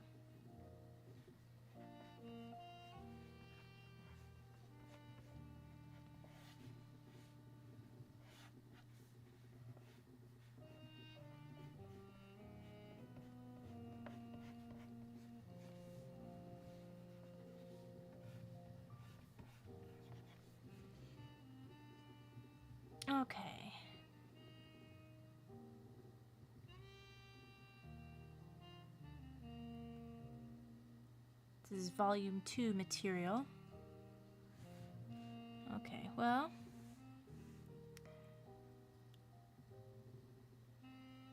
Lanali says, something that keeps going through my mind. If the Looney Tunes managed to produce one short in 3D, why did they not try out CinemaScope? Because that's expensive. CinemaScope, like, yeah.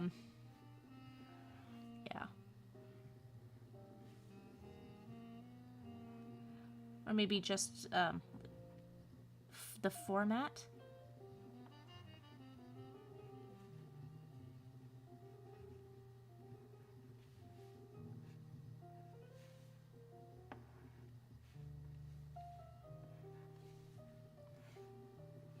But CinemaScope was a film.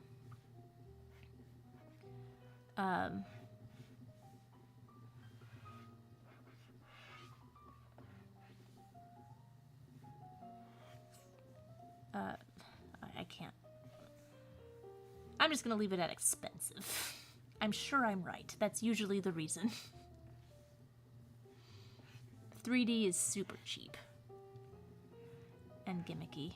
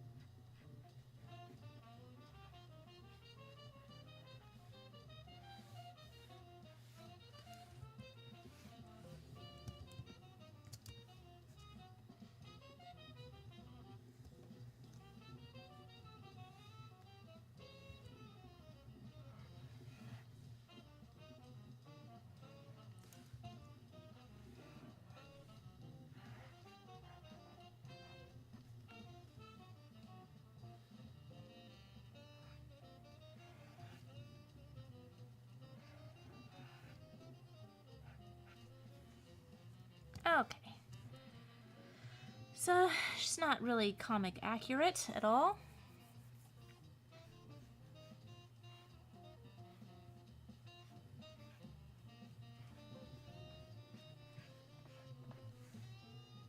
Yeah, I think we have her go more in perspective. I think that's more.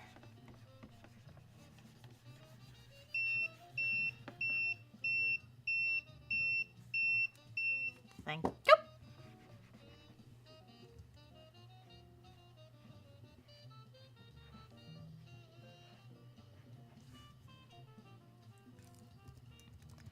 I just want to finish. You know what? She doesn't really have a gradation.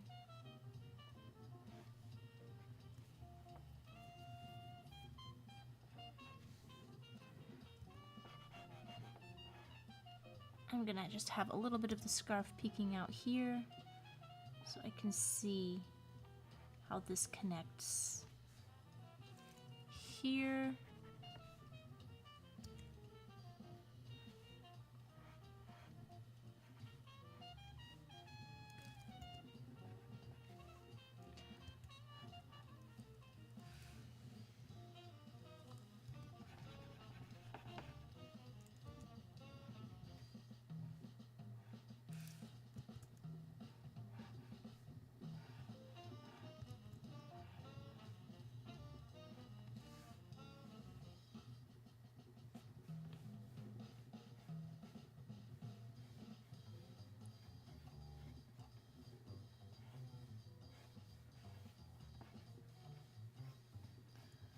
Or maybe something...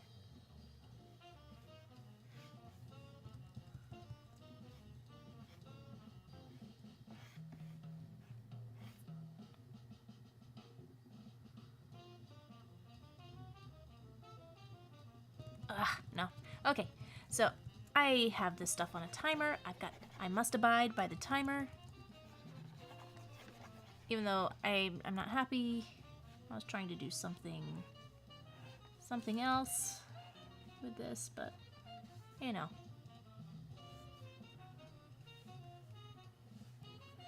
We do what we can, she said as she's still continuing to fiddle with it.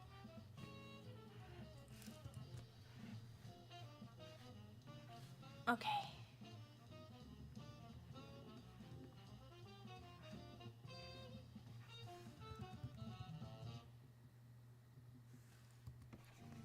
I've got to move on. I do.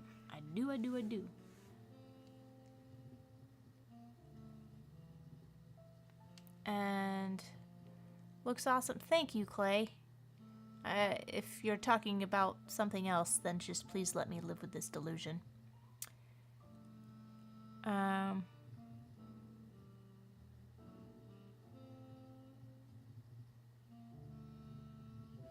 Let's see what's next.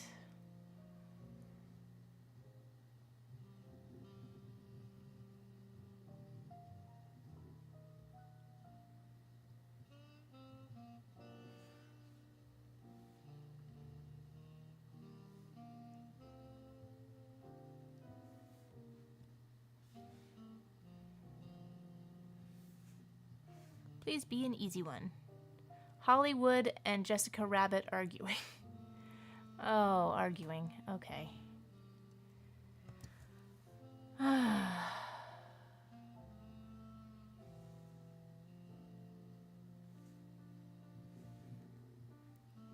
is 2 characters.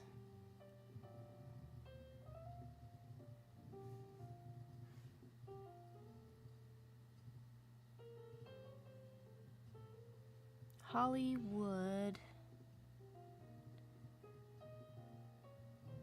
She does kind of have a Red Hot Riding Hood face. Oh, Ralph Bakshi.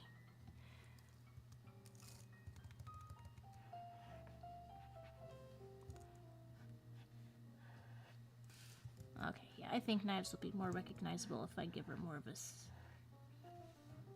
Scott Pilgrim shaped face.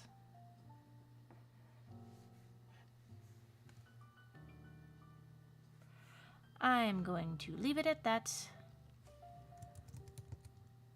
Hollywood, Jessica.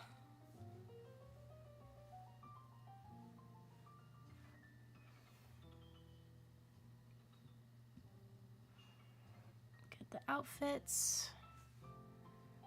And let's get Jessica Rabbit for Jessica Rabbit.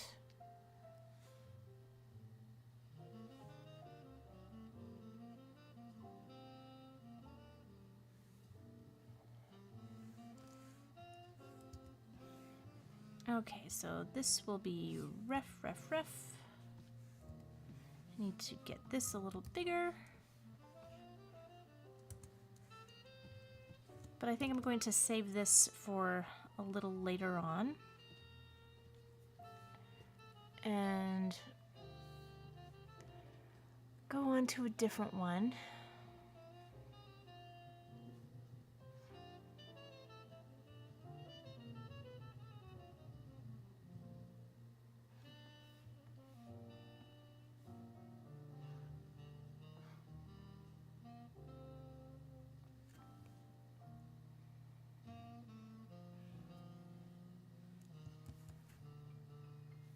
I think this one is an OC.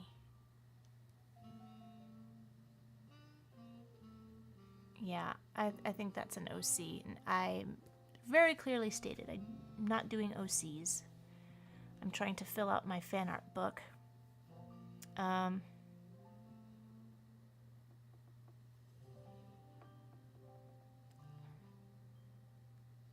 Okay, I don't understand this one. Peter Griffin, Disney princess. If somebody can clarify that for me.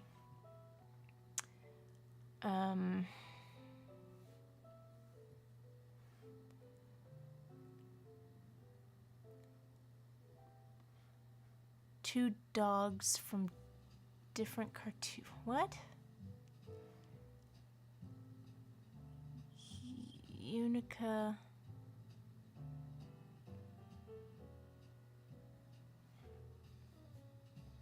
These are all very cryptic somehow. Victor Freud. Oh, Ronald Mack. Okay. Lieutenant from Lower Decks. Yes, Ron. Absolutely. Oh, which one is this? Lieutenant. There's two characters here. Logical, serious face, snarky, and sassy. Oh, it's the Vulcan. Okay. She's the Vulcan.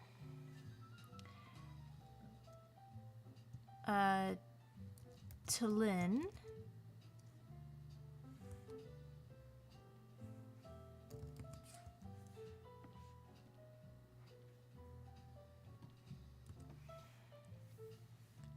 No problem. And did you hear the original Shrek demo from 1995 finally got released? Shrek demo? And surely can't be any better than the movie that we got. And any thoughts on the 2010 Scott Pilgrim film? Yeah, for a while that was my favorite movie of all time. We've watched it. It's been a while since I've seen it, but we watched it like, oh god, the comic timing in that. And I didn't know anything about Scott Pilgrim, never picked up the graphic novels. This turned off. It's been so long. Okay.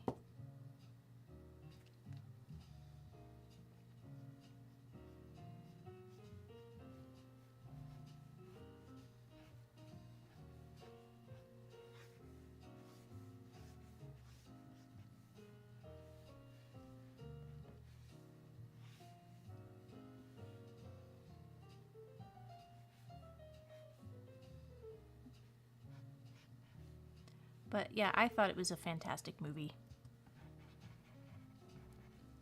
Just very, very funny. And just delightfully incomprehensible as well. Just like, I don't know what's going on. I don't understand, but I don't care. I'm having fun. And yeah, I kind of wish Edgar Wright would make comedies like that again, because he's taken a bit of a serious turn, but his strength is definitely comedy, and boy howdy do we need good comedy. But I also think he needs other people to write his scripts, or at least collaborate with him. But I think he did Scott Pilgrim without other guy? What's other guy's name? Funny guy, spaced guy? He was also in Star Trek, that guy? Played Scotty? Good lord, what is his name?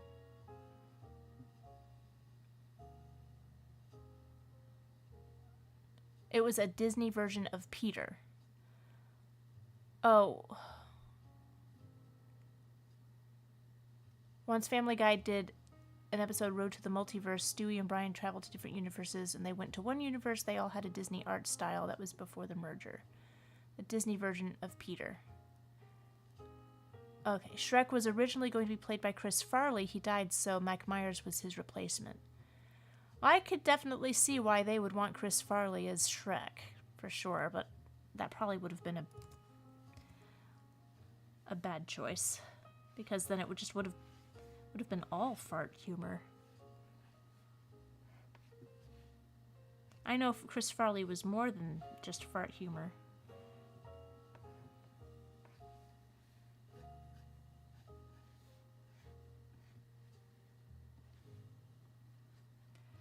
But, you know that's what they would have wanted.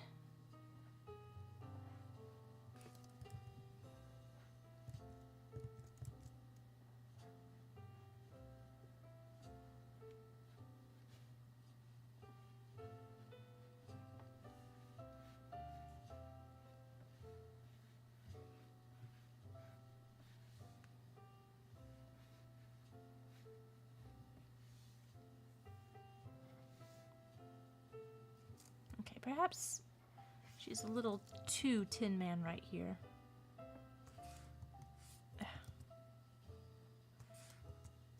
She has good posture.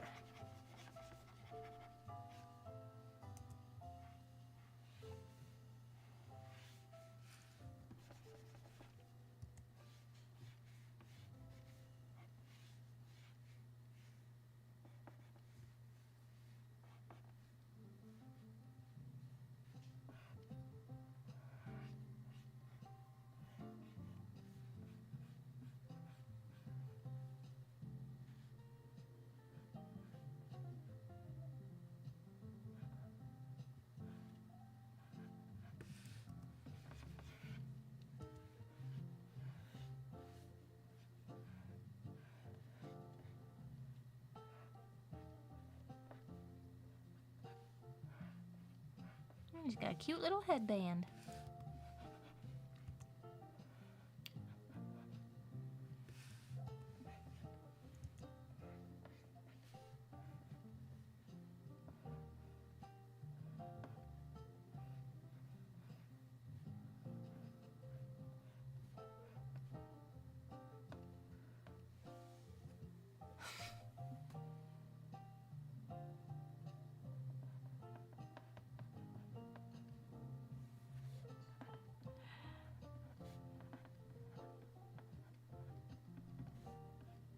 Why not? Yeah, that's what Star Trek says, right?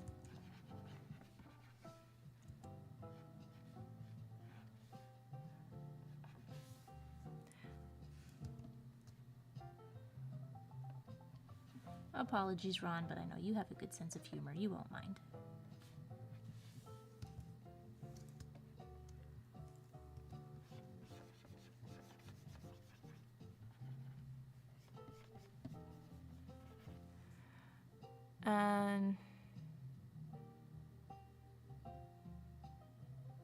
The person who asked for Disney Princess Peter probably wanted Peter in the Disney style.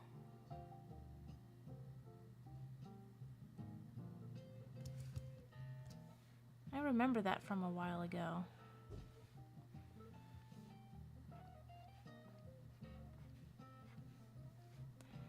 Okay, well, I'll hold on to that and see if the requester can clarify what was it they wanted.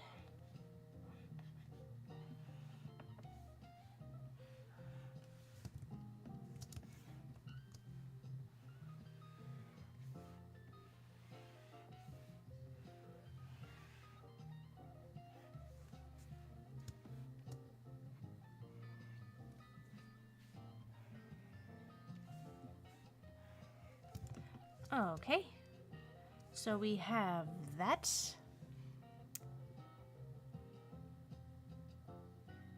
Same guy who snorted coke and went nuts in This Is the End and was Scott Pilgrim. Also voiced Brother Bear. Michael Cera was in Brother Bear?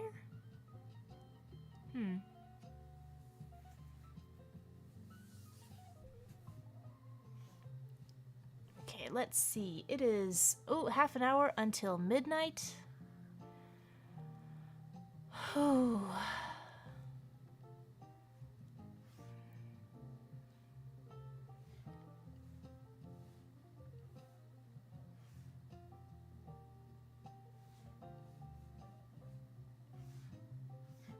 And I am getting closer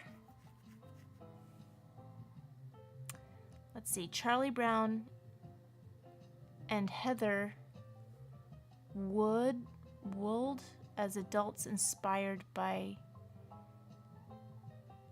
Corvid.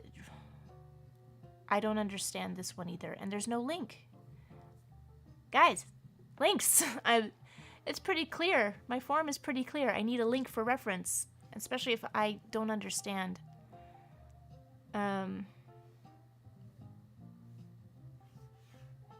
Boys, paragraphs.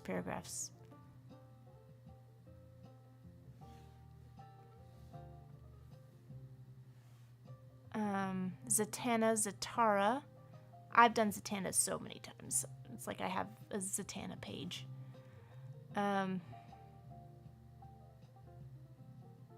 Yeah, I'm sorry. Diego, the Roblox boy. I don't know.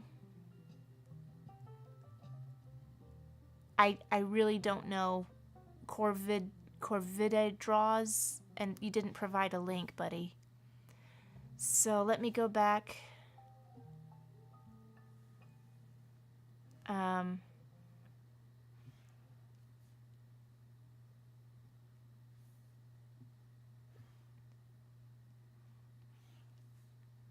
There was one that character request. Let's see. Pangerbon. I wanted to do Pangerbon. Pangerbon kills. Oh, this is nice. Pangerbon, nilsa seyo sha you.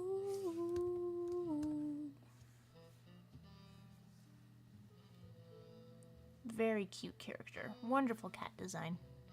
Love that movie, love this character. And 10 minutes on the clock. Drago says, what have you guys talked about? I just took off minutes ago. Drago, I thought you said goodnight. Heather Wold is Little Red... Oh! Heather Wold is Little Red Hair's girl's real name. She got a design in the Peanuts movie and in It's Your First Kiss, Charlie Brown. Oh, so Charlie Brown and her as grown-ups. Okay, thank you, Ice Cream Hero. The Little Red-Haired Girl... and Charlie Brown. Oh, there was It's Your First Kiss, Charlie Brown? Aww.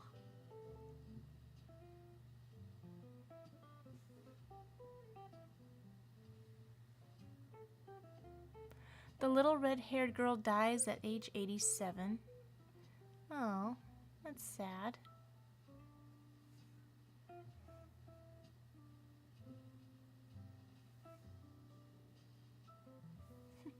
I love how in the Peanuts movie, when she walks into the room, everyone says, like, she's so pretty. And then Lucy is like, what? She's not that pretty. I have a pretty face. Why doesn't anybody stop when I walk into a room? Lucy cracks me up.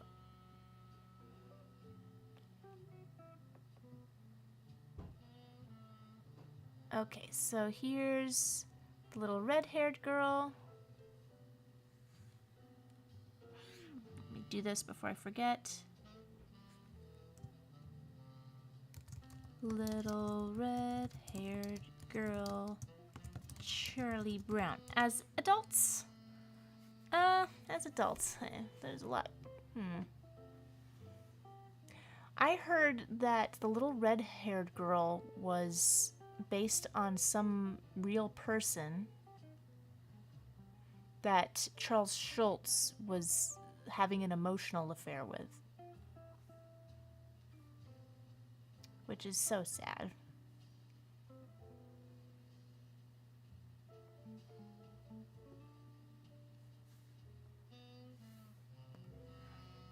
Okay, that'll be enough reference. Okay, but I do want to draw Pangerbon.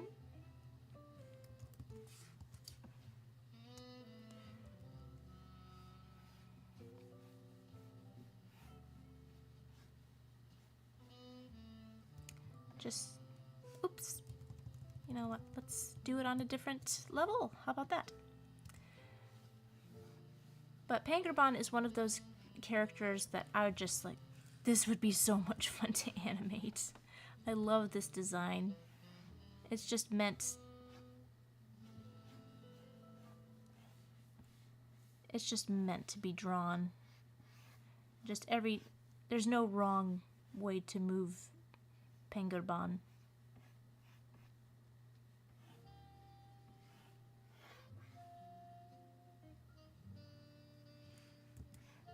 But watch me discover a wrong way to do Pangerbon.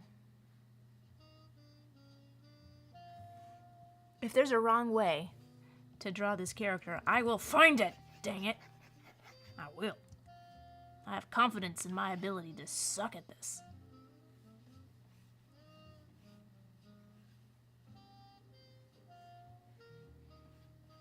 But what I love is just that there's no detail. It's just lines that flow. And it's just by its very design is the gesture. The design is the gesture.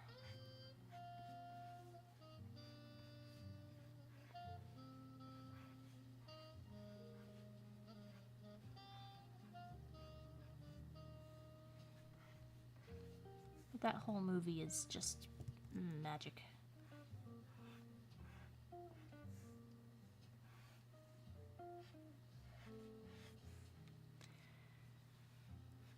You must go where I cannot.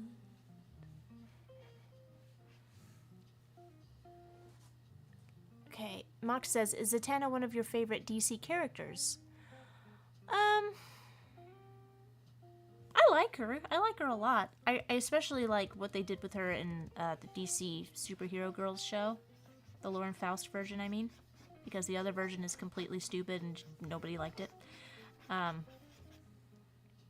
like her personality. Like, she's Rarity in the DC Superhero Girls.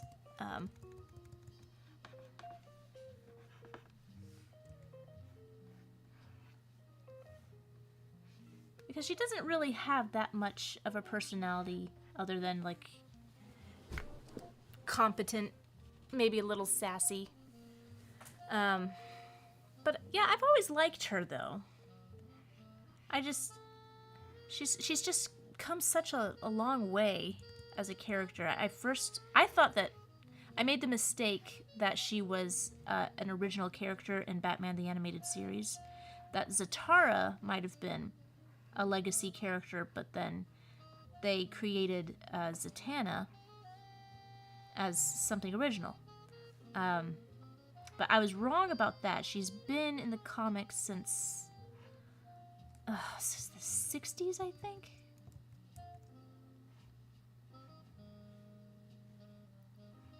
Yeah, somebody researched that. How long has Zatanna been around?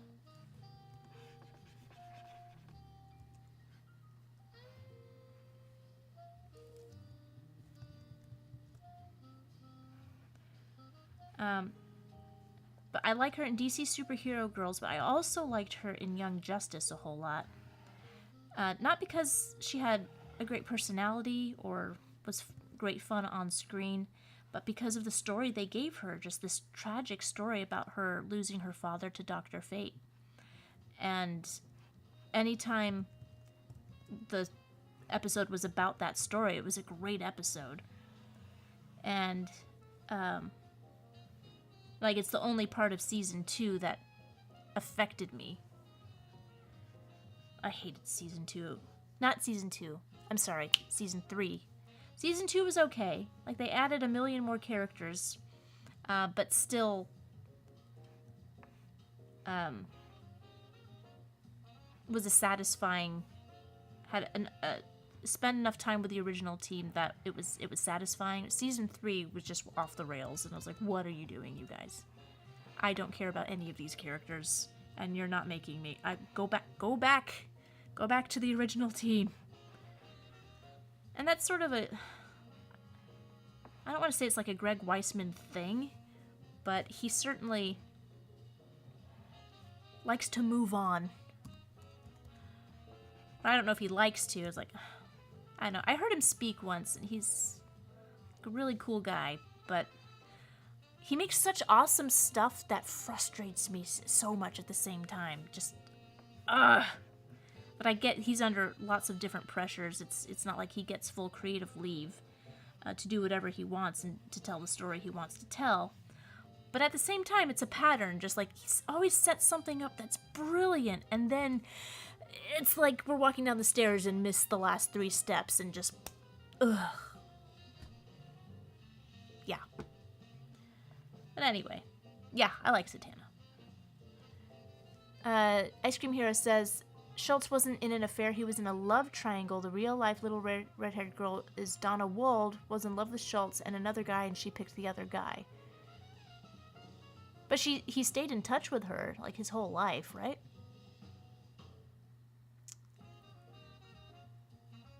And I believe Schultz cheated on his first wife years later. Don't get us started on Teen Titans. No, go. I think Satara, the father, actually premiered in the same comic as Superman. Separate story, though. I think you're right. Yeah.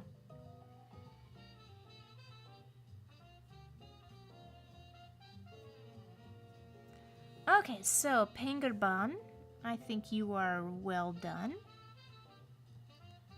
And so we have little red-haired girl and Charlie Brown growed up.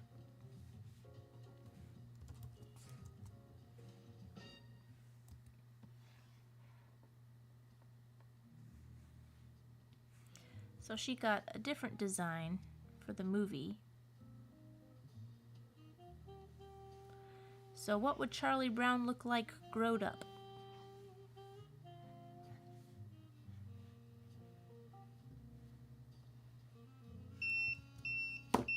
And that is 10 minutes. I know, thank you. Let's do this again.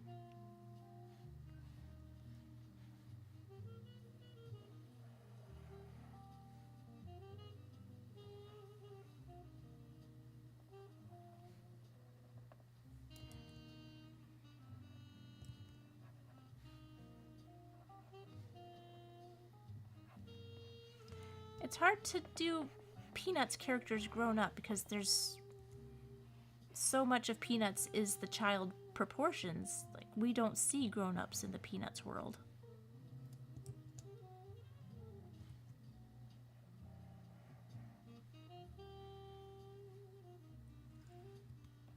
So I'm not really sure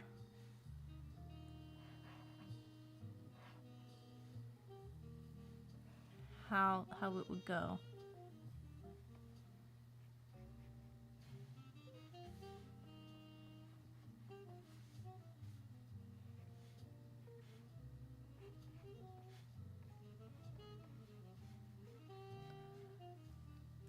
He'd probably definitely still have a belly.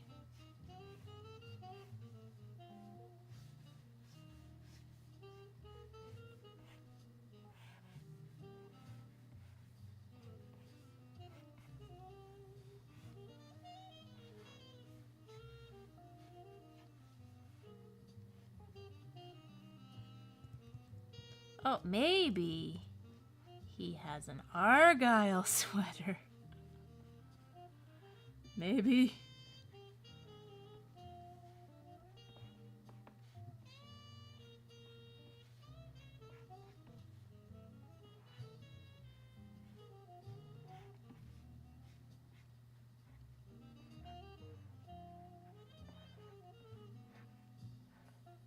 Do they have 5 fingers? Good Lord, they do.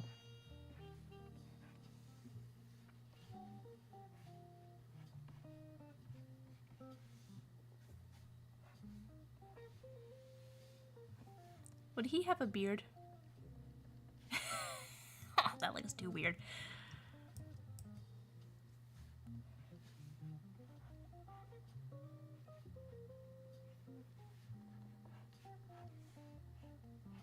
Yeah, everybody here has seen the Peanuts movie, right? is absolutely the far and away the best thing Blue Sky ever did, and they should have won all the awards that year for that movie. Because what they achieved with that movie was absolutely incredible. And it's a shame it didn't do better at the box office. It really is. It was one of...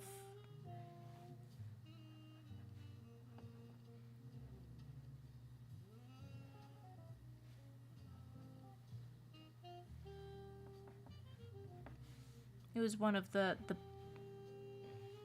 better animated movies of the decade, I think. Like, it was just so charming and so well animated. Just everything about it was just chef's kiss.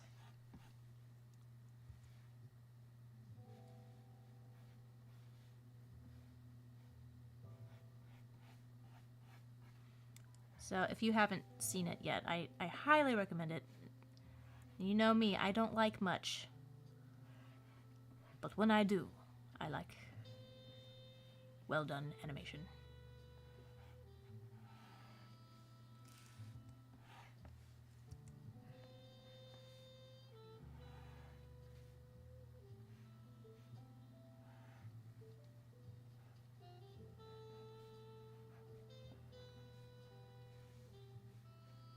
She should have smaller ears. Do you think that Charlie Brown ends up with a little redheaded girl? I kind of feel like... I kind of always felt like he and Lucy were going to end up together. She just is so mean to him, clearly. This is a Helga Pataki-Arnold situation.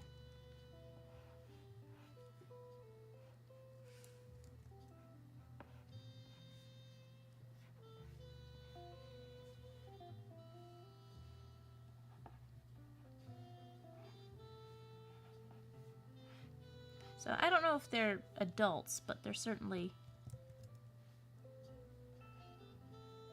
more grown up than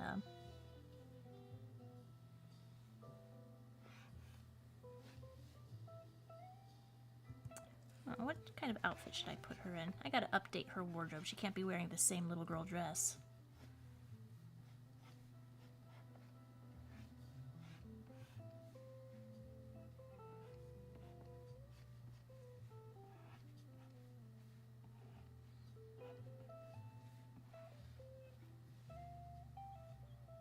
But again, it's the Peanuts characters are such that if they're not wearing the outfit and having the same hair, then they're not really recognizable. Which is fine, but makes it tricky. Here, instead of Mary Jane's, she's just gonna have ballerina flats with little bows.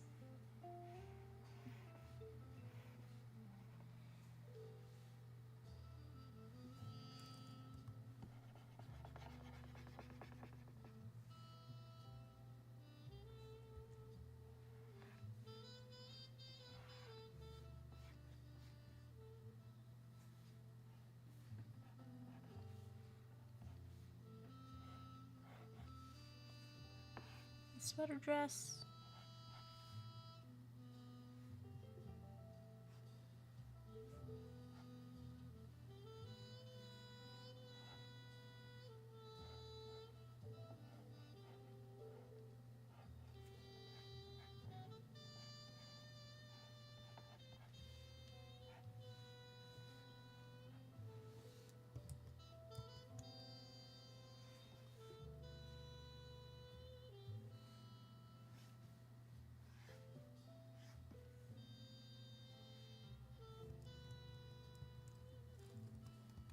Ugh, spending too much time on something that's not working.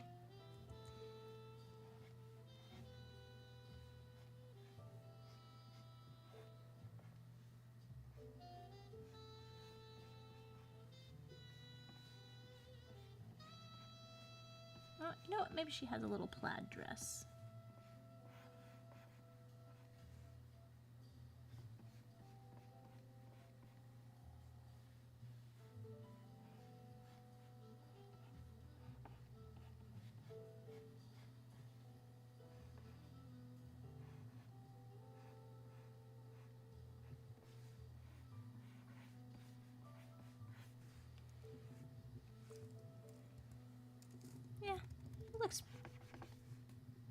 like a teenager.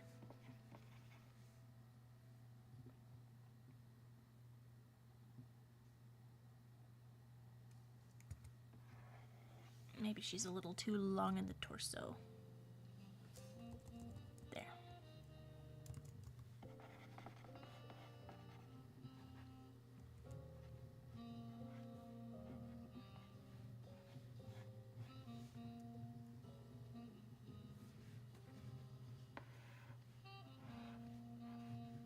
Oh, so they kind of still look like they're in the 60s.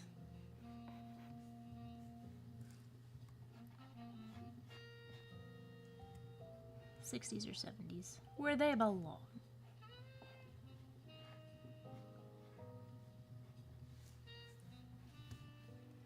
Okay, so there's Charlie Brown. Now to do Hollywood and just, you know, let me do the Peter Griffin one. Peter Griffin Disney. Let me do that one while I'm still thinking about it. Peter Griffin Disney. Action typing.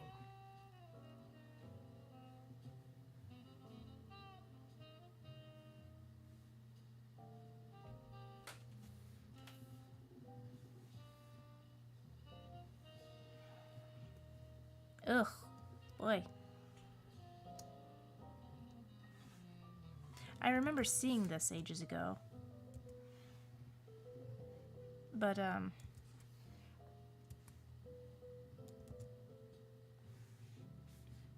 it's just completely left my brain. I do not like his chin. Let me see if I can start this over. 10 minutes on the clock. What's going on, chat? Cayman says, "Hi, I recently showed some of my classmates your work and they really loved it. I go to animation school." Well, thank you. Common Arts. And Richie says, "Very good with Charlie and Heather. Impressed with the imagined age style." Yeah, I guess it just made him taller. Matthew says, "Never heard of Techie Coyote. We'll have to look up that one." He's Wile E. Coyote from Lunatics Unleashed. Barry says, Helga on the couch gave some sort of justification for why Helga keeps her crush on Arnold a secret while publicly bullying him.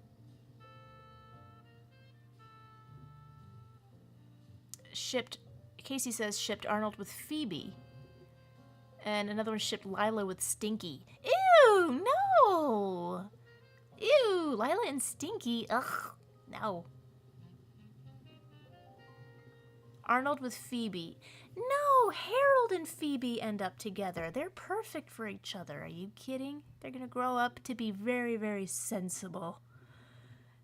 And, yeah, Helga's crush on Arnold was just, that's what the show was about. Because it was just hilarious. We've never seen that dynamic before. I guess it's because, you never see, like, the lovesick girl crush. Like, it's usually, it's always the boys chasing the girls in animation. We only get, like, that, like the grandma from Red Hot Riding Hood. But it's pretty rare, and usually it's done as, like, the final gag of the cartoon after there's been, shenanigans of the opposite kind.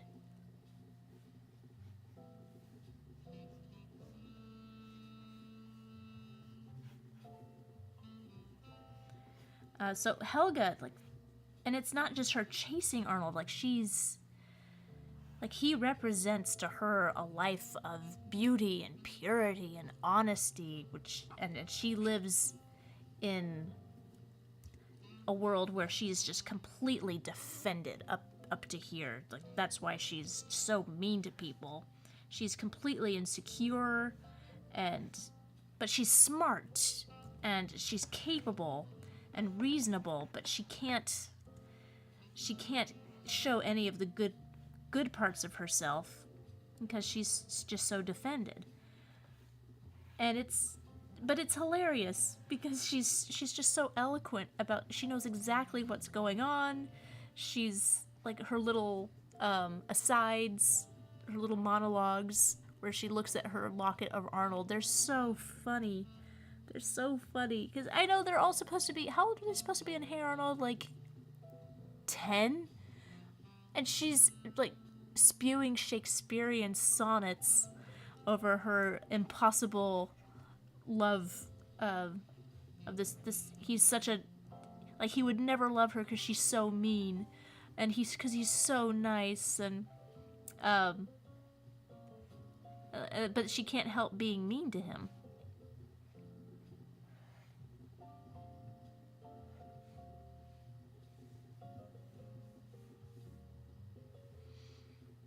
I think that's what's so funny. Like, she knows that what she's doing will never, Arnold will never like her if she keeps being who she is.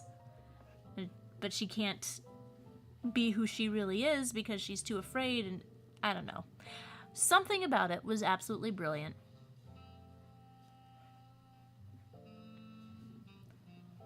Like a couple months ago, I saw some guy wearing a Hey Arnold jacket in a store, and I was like, I love your jacket. Hey Arnold was a really great show. It's the Nicktoon that people forget about, but I think that there was a lot of sensitivity and really wonderful subtle humor in the writing of that show. Especially, it's such a quiet show that there wasn't just a lot of screaming, and now cartoons are just like all screaming. But all the kid actors, they had just really wonderful low key takes, but still really on point. And it was just a wonderful show, and I just wondered, like, I was telling this guy about his jacket, and he's like, I've never actually seen this show. I'm like, what? So yeah, this is another thing I wanted to ask. Do you guys see a lot of people who wear a lot of gear with kind of obscure cartoon characters on them, and then when you point it out, they're like, I have no idea what this is. Like, then why are you wearing it? If you've never watched Tom and Jerry, then why are you wearing Tom and Jerry? Like, they've heard of it, but they'll just wear it anyway. Is it similar? Is what's happening to cartoons similar to people wearing band shirts for bands that they've never listened to? I kind of feel like that's what's happening.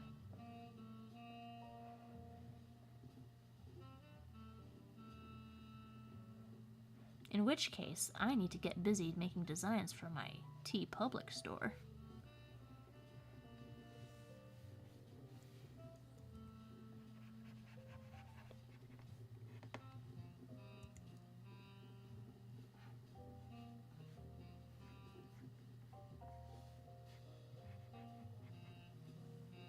Ugh, terrible. Terrible! Ridiculous.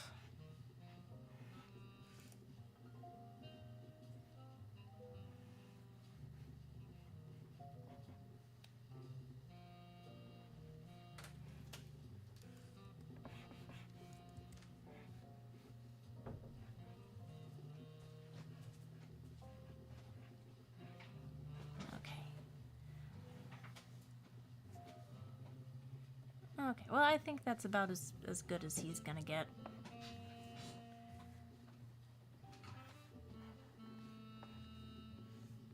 It's not really Disney style, but definitely not Family Guy style. Boy, I was just talking about Seth MacFarlane the other day. I haven't really liked anything. I haven't liked anything he's done since Johnny Bravo. I thought Johnny Bravo was really funny. A lot of, like, for such a simple concept, they had a lot of very funny cartoons. But I was talking about Seth MacFarlane to somebody the other day. It's like, you know what? I don't like what he makes, but I just really love his career. I love his life. Because he had, like, his own big band for a while, and he would just sing, like, pretend he was Frank Sinatra singing with this band. I'm like, I want to do that. He's just so wealthy. He can just pretend he's Frank Sinatra for a while. Man. He was writing mystery novels, and just like all the stuff that he did other than animation. I was just very jealous of. Very jealous. I wonder if he's still friends with Van Partible.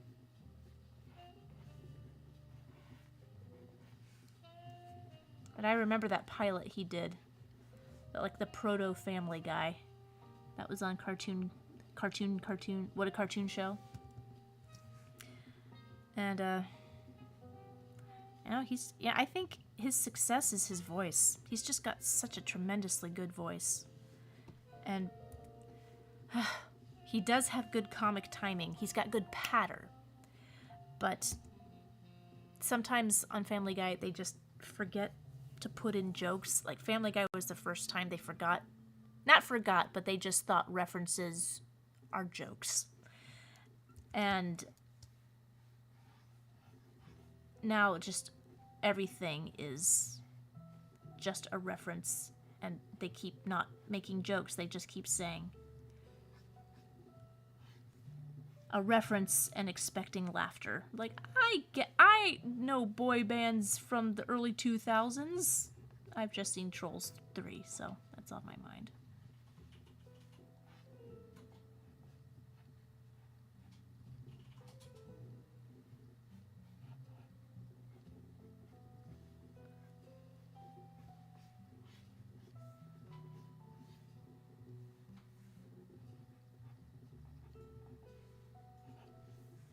I need to figure out more what Hollywood looks like. Alright, I have moved on. Set this on the timer.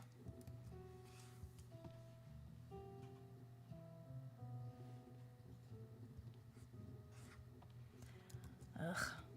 How do I keep doing this?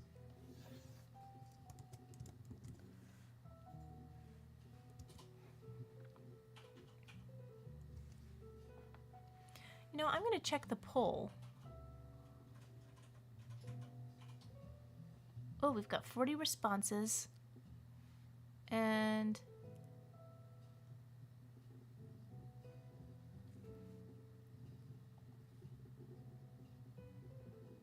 well, it looks like we have Flint Lockwood and Sam Sparks.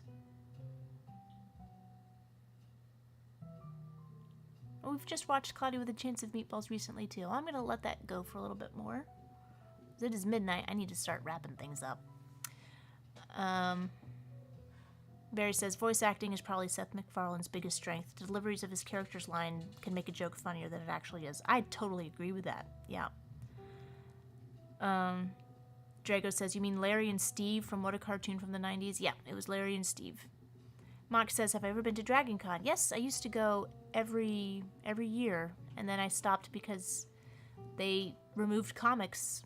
Like, they completely removed comics from Dragon Con. They still have an artist alley, a very small artist alley, but all they do is sell corsets and steampunk stuff, and so I was like, this isn't fun anymore. It became a cosplay con. Cosplay just totally took over Dragon Con. I went to MomoCon for a couple of years. I actually had, like, one of the best con experiences of my life was at MomoCon. It was the first year.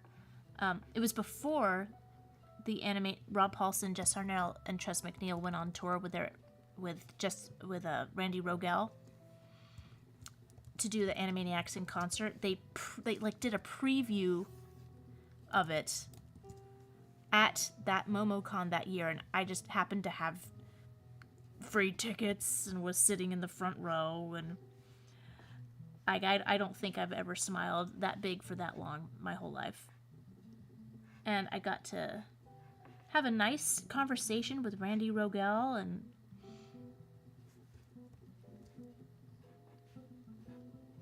it was just awesome. And there was also like a great Avatar panel. Dante Bosco was there. What else was awesome? That might have been all the awesome.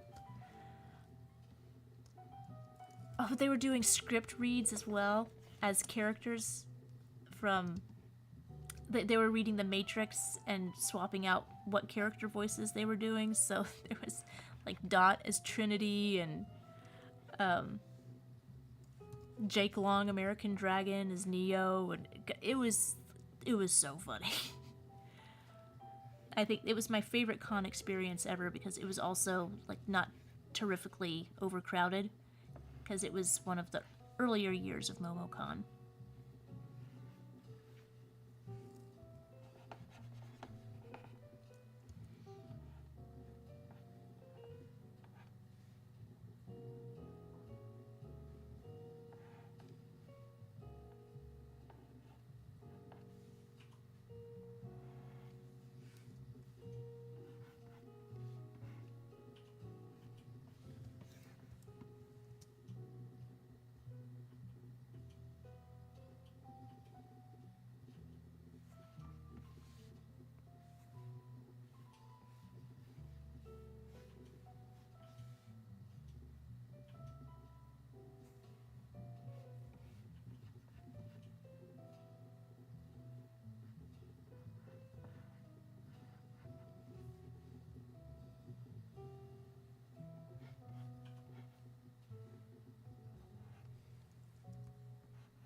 Ah, I know what would Jessica and Hollywood be fighting about?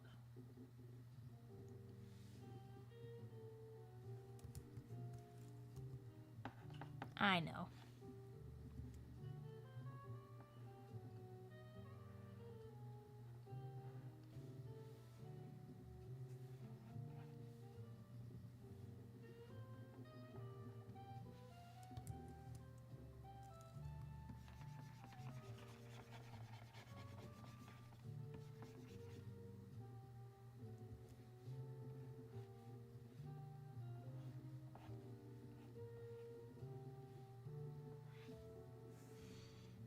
How many have I done? 1, 2, 3, 4, 5, 6, 7, 8, 9, 10, 11, 12. Well, I've lost count. 1, 2, 3, 4, 5, 6, 7, 8, 9, 10, 11, 12, 13, 14, 15. Okay, 15. I think that's enough for one evening. But which one should I take to color, you guys? Can start talking amongst yourselves.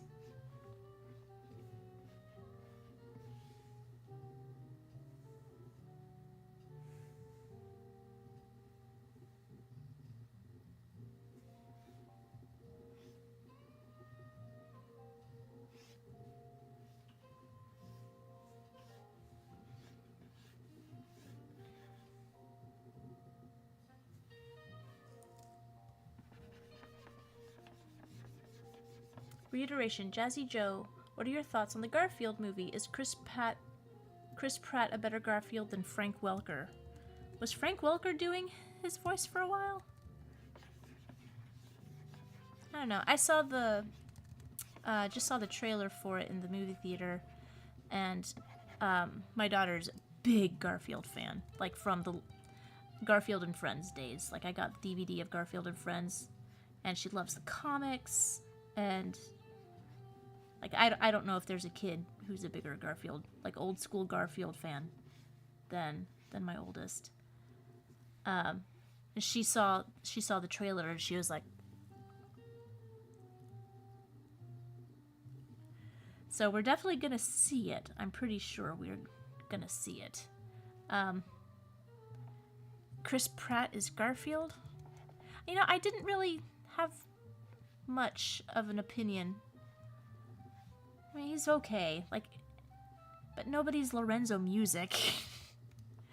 So it's just like, there's no...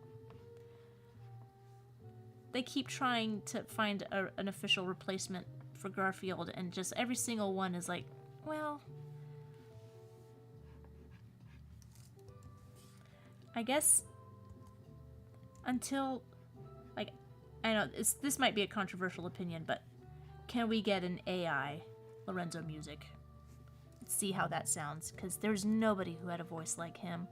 And he was Garfield. No one else will ever be Garfield. It will just be a pale imitation. Okay. Is it Hollywood? Am I gonna have a boob off? Who has the bigger boobs?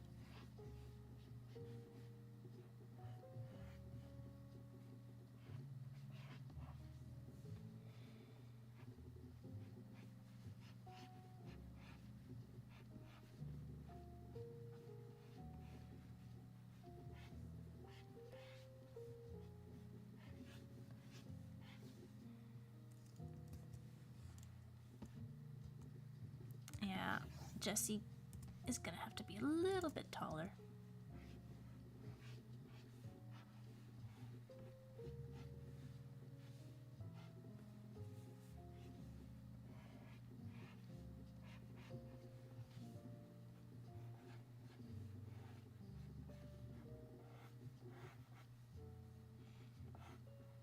Ugh, just how do you draw? This is not the first time I've had a request for Jessica Rabbit, but it's just... Quiet, you. I need more time. But it's just... nothing about her makes sense.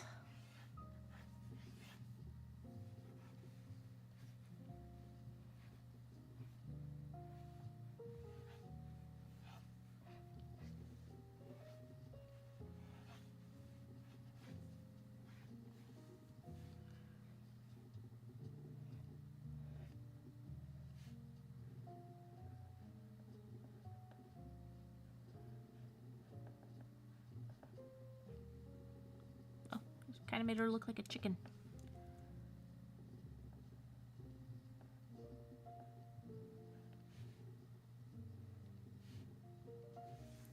She's saying, honey, you're trying too hard.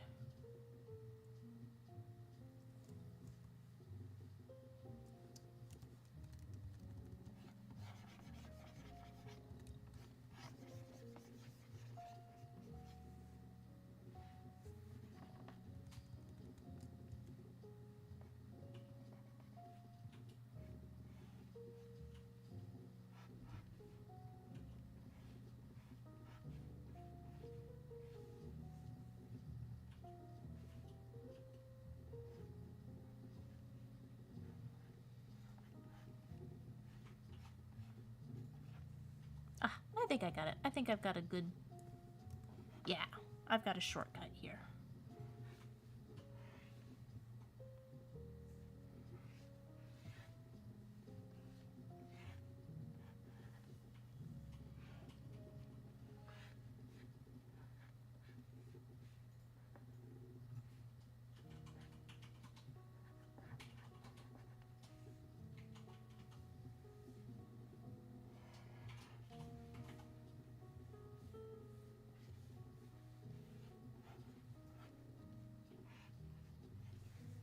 Okay, so which one should I finish? Well, now that Jessica's tall, Hollywood doesn't look right.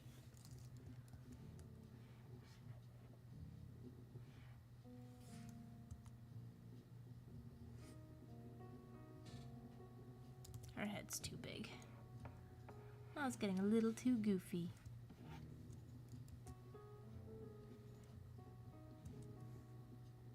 That's better.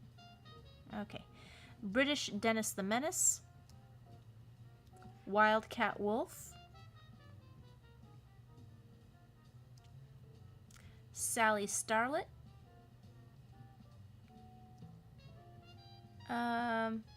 Matthew says it should be Wakko.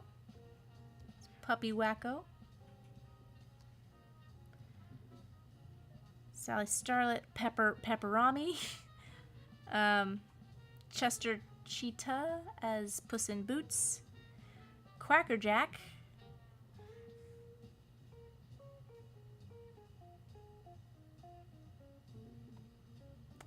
Phony Bone. And Funtime Foxy. You know, I think I'm leaning towards Funtime Foxy. Because he's kind of clean and FNAF is still kind of a thing. Wild Card Wolf. He's got a Wild Card Wolf. Barry says Quackerjack, but now he wants Jessica and Holly to be colored tonight. And Drago says, so much for my beloved tech. Well... No, I've done 15. I can't do any more tonight. We got Wakko. And Manny says money's on Jessie and Holly, but Phony Bone is a close second. Foxy, it's birthday for Shiloh. Yeah.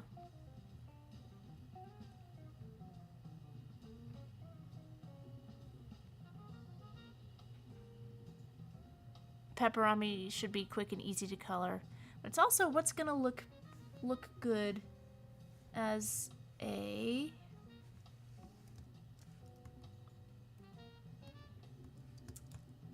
thumbnail. So let me see. No, I think...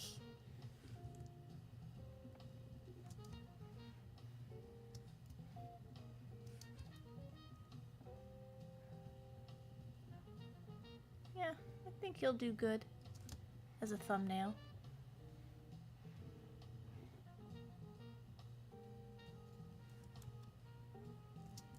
Yeah.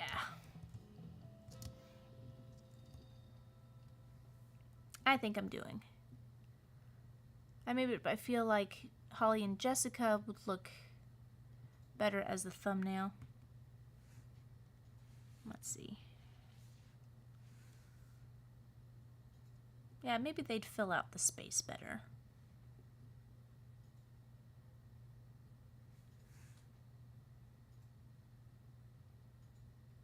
Oh heck, maybe I'll do more than one. Let me get warmed up with Puppy Wakko.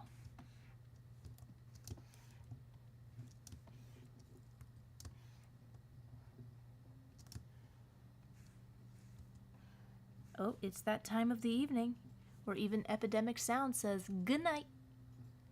Good night, sweet dreams. Tomorrow's another day. Till then, sweet dreams, sweetheart. I don't even see where my music went. Where did it go? Oh, there we go. Okay.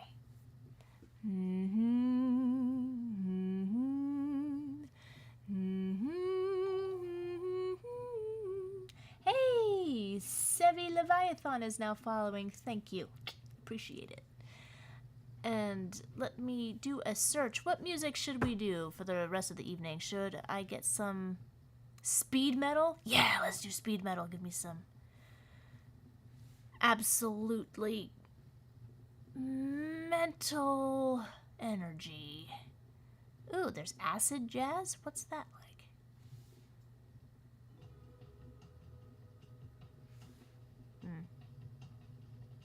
It's boring. Dance. Okay, is there any... Ooh, bagpipes? You guys want bagpipes? Metal. Let's do metal. Let's see what that's like.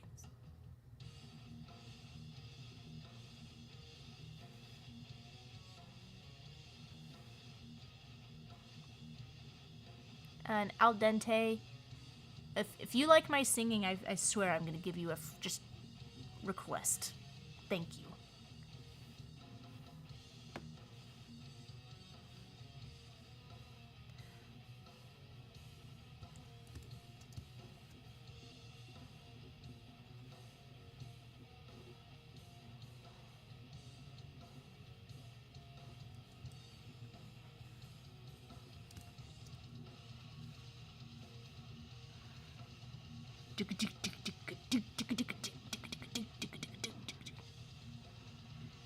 Man, if you know me, you knew this would be really, really funny.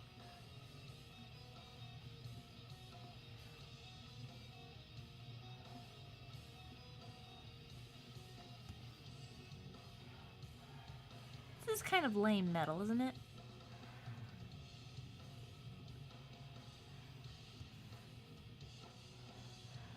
I mean, I don't know anything about metal, but that it's supposed to make you feel like adrenaline. I'm not getting adrenaline from this.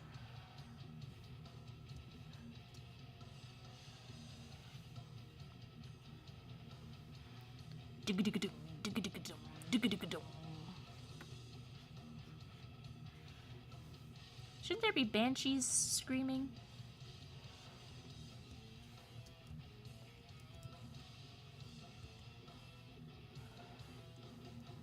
Ugh.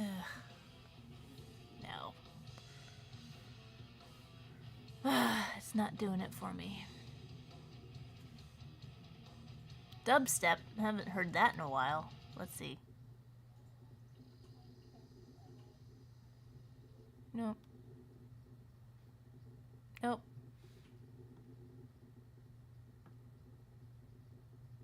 There's literally nothing playing. Come on. Oh, let's go to Calypso.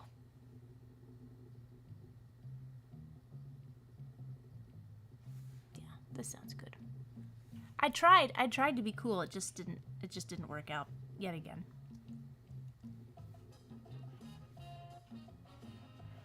This isn't Calypso, this is reggae.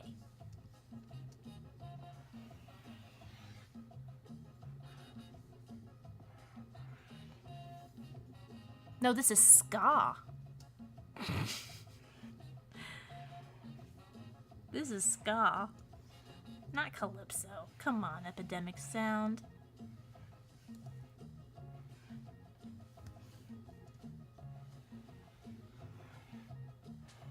Not that there's anything wrong with ska.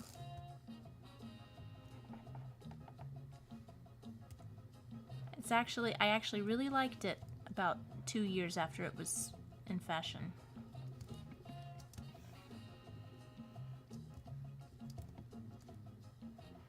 I think I went to see...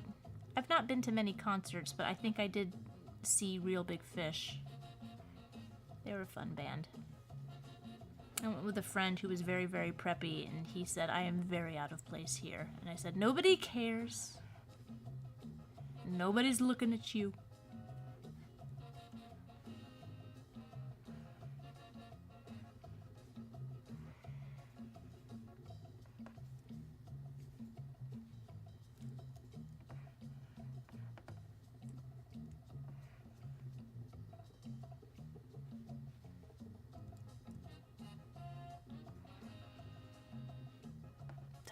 This is starting to annoy me. I just want something to get me over the finish line. Tiki?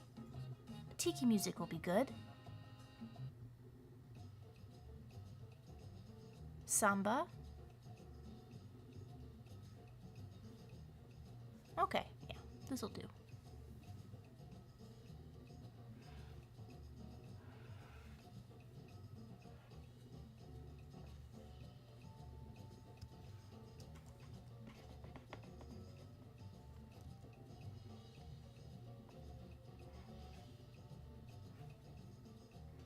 I like a nice rumba. Nobody does a rumba anymore. I guess the robot made it uncool. But man, in the 1950s, rumba was the thing. Rumba, conga.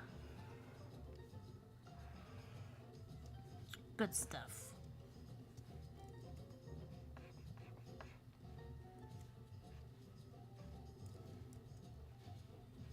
Alright, so this is my contribution to the Warner Brothers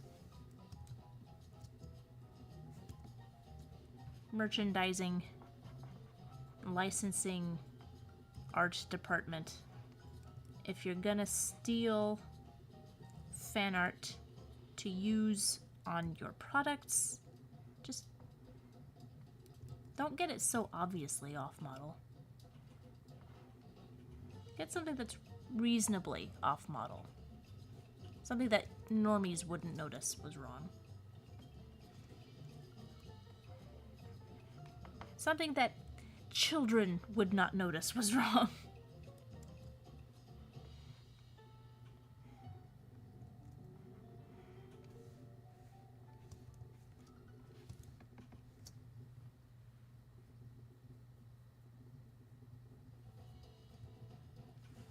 Okay. I don't even need color ref. Oh, I did not close a gap somewhere. Gap, gap. Where's the gap? There you are. You saucy little chap.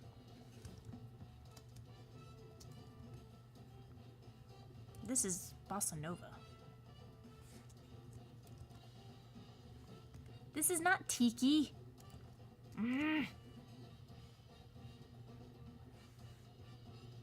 I might just turn it off. I'm getting too annoyed.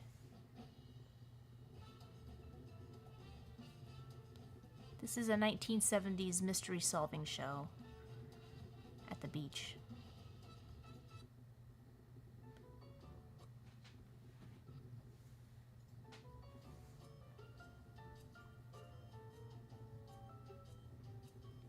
And Nathan says, one of the funniest Scooby-Doo Mystery Inc. episodes was based around a terrible ska band. Oh, I love Mystery Inc. I don't remember a ska band episode. All I remember was the Hex Girls. They played against the undead. They played against the The undead ska band. So- And everyone they basically became like skank zombies. I'll have to see that again.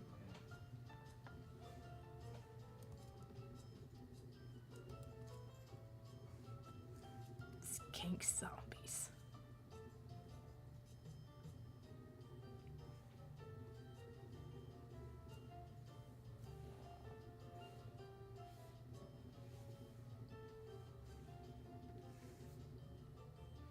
Let's make this a little bit off-white.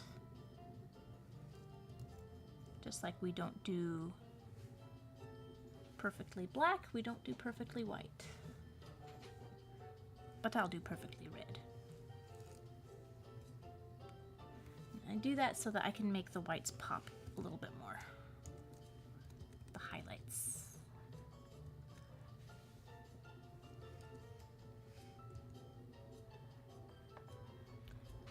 It's been a while since I've seen Mystery Inc., but I remember it's the only Scooby-Doo I've ever thoroughly enjoyed. Like, for its own sake. Like, there's a lot of episodes. Uh-oh. It's wake up o'clock.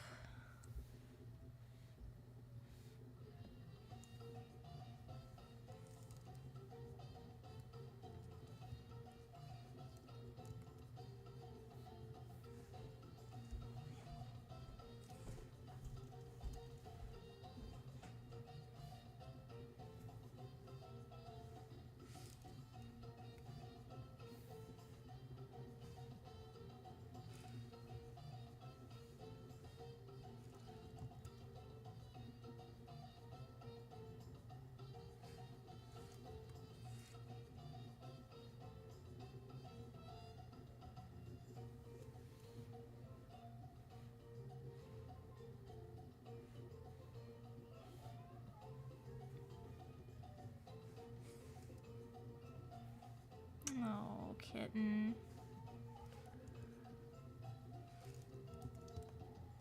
Aw.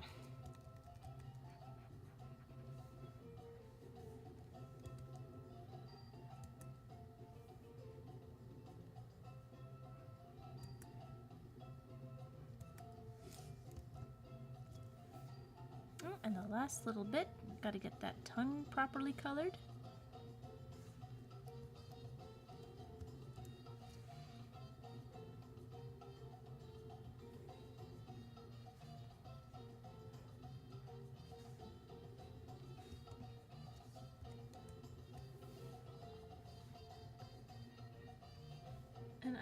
use big, wide, softly.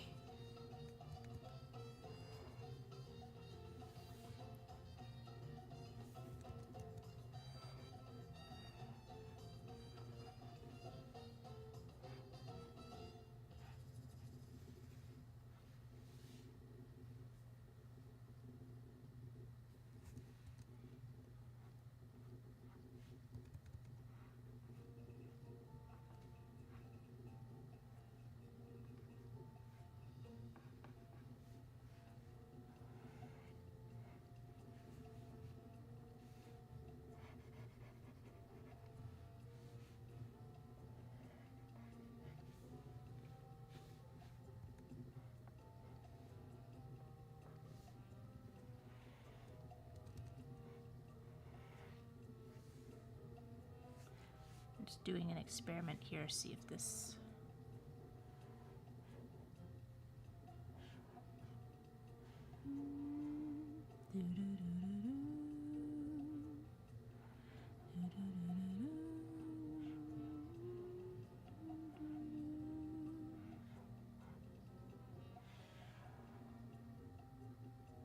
That's not exactly doing what I thought it might do.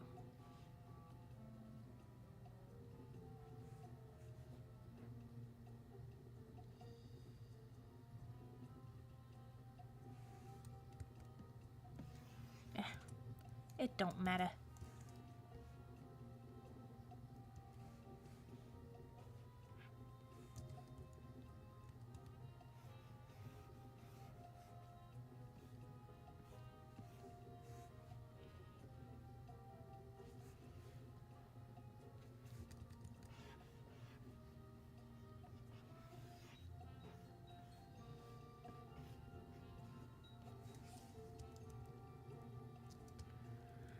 Okay, so there we have Wakko.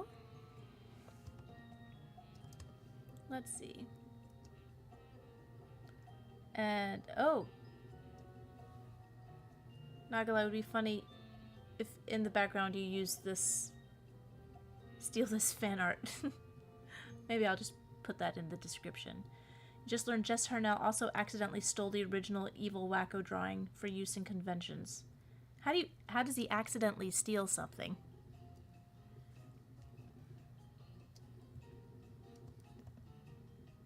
Well, he probably got it from Warner Brothers marketing.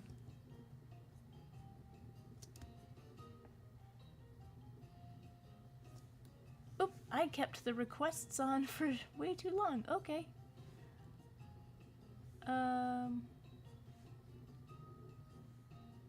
Sorry. Requests are full. I should have done that a while ago. So sorry, you guys. Sorry if there was any confusion. I always forget at least a lot of things. So, yeah, he might make a nice thumbnail.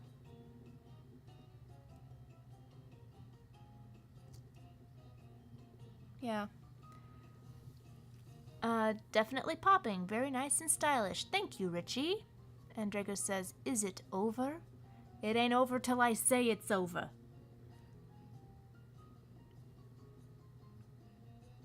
And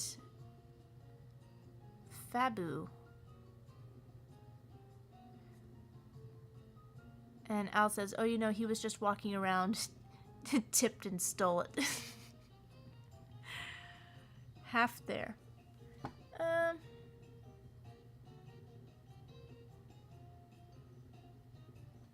With his Wang LTD eyes. I think I'm gonna finish Funtime Foxy for Shiloh. I might still use Wakko as the icon, but let's just return from whence we started.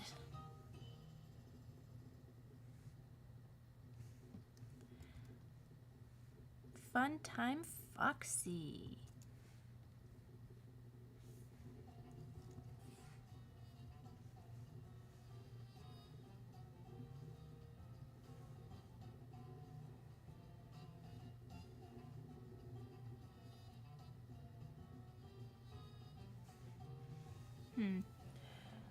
little bit of intricate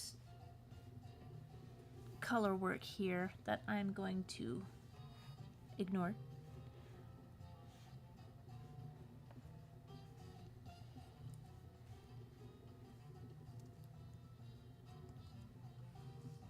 And I'm going to get my favorite brush again, the Builder brush.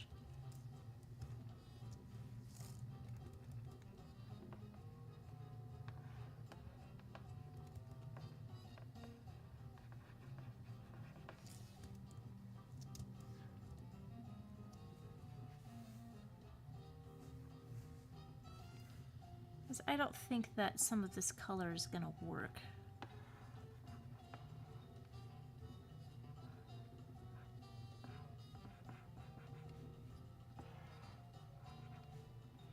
I'm just gonna do my own version.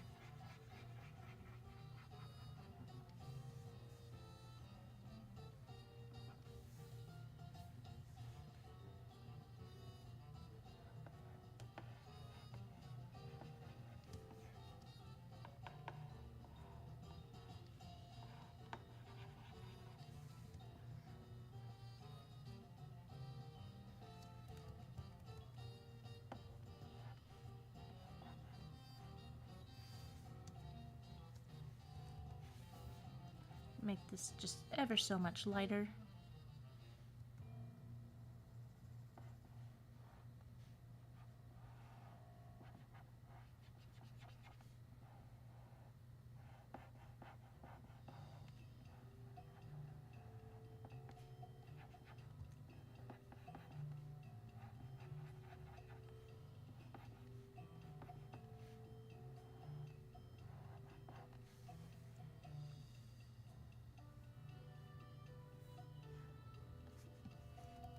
And get these eye sockets looking nice and sunken.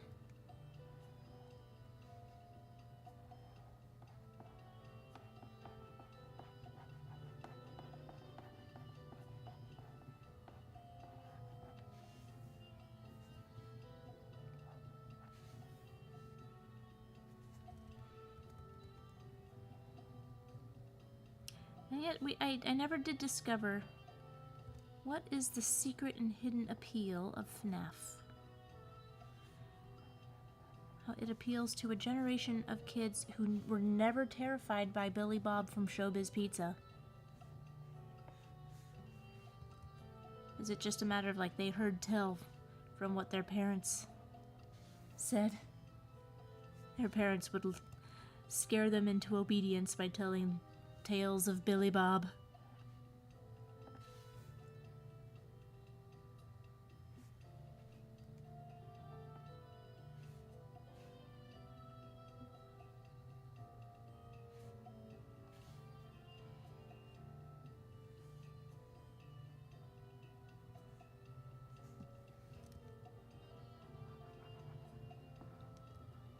A lot of detail here. It's making me annoyed.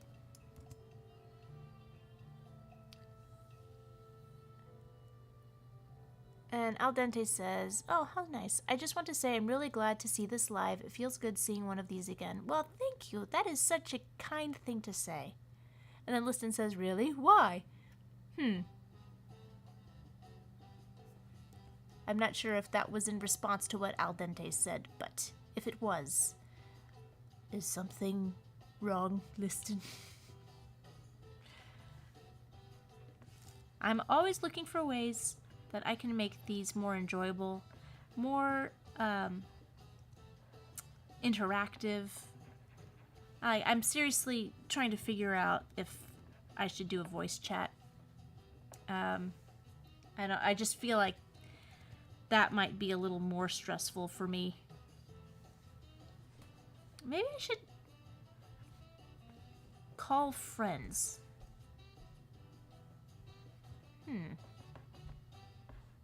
Maybe.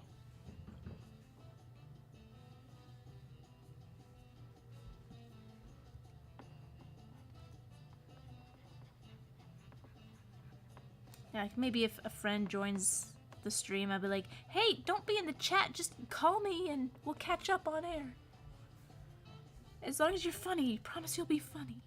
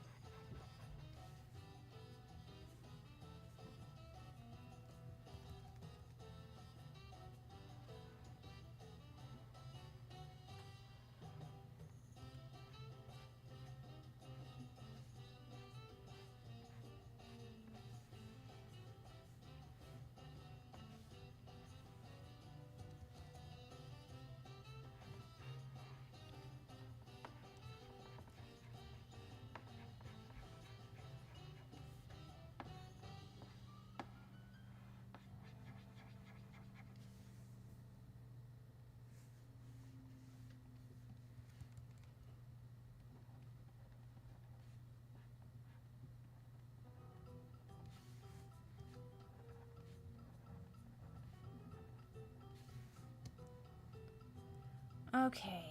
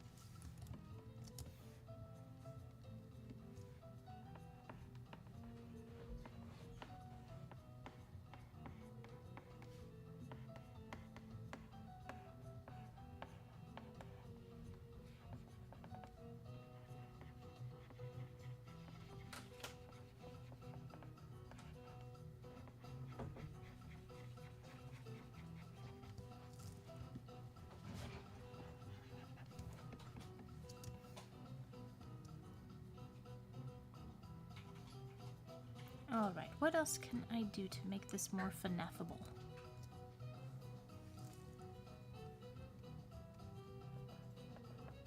Like this joint's over here.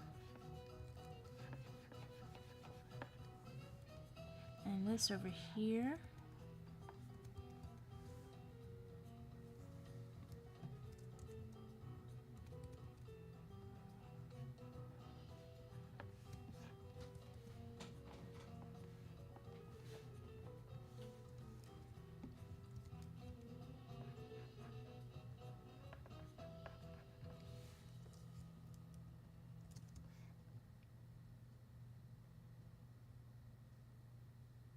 And I forgot this part. Can't forget that. Select, expand.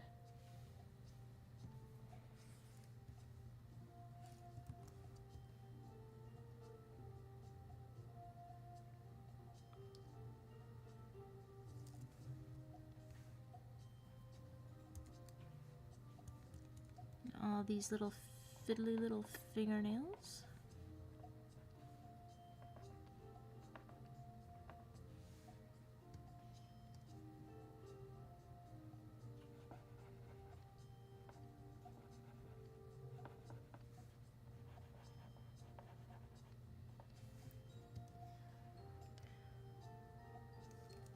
Oh, right now I'm just gonna add some highlights.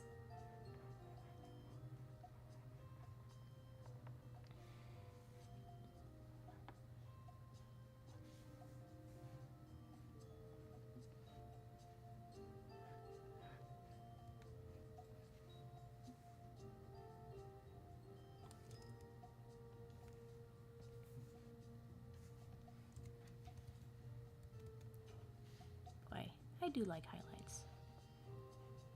Makes everything feel so much more finished.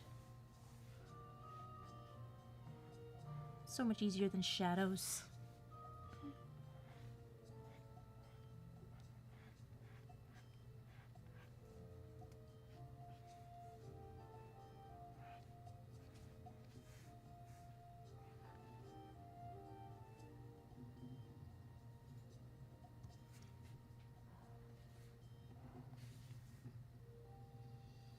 And let's add some highlights. here as well.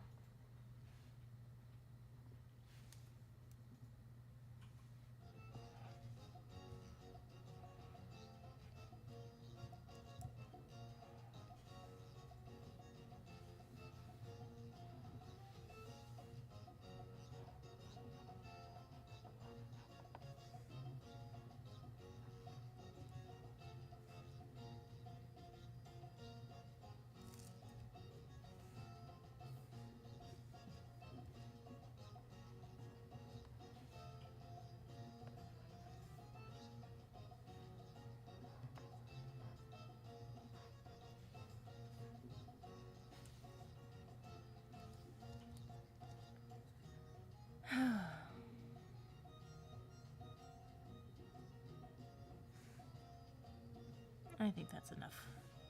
I don't think if I work on this anymore, it's going to get any better. So let me put in a ground plane.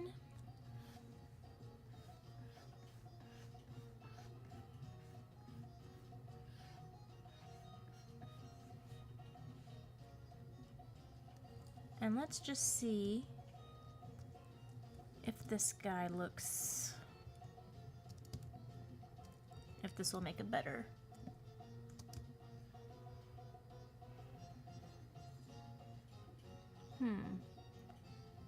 Alright, what do you guys think? Does Funtime Foxy make a better...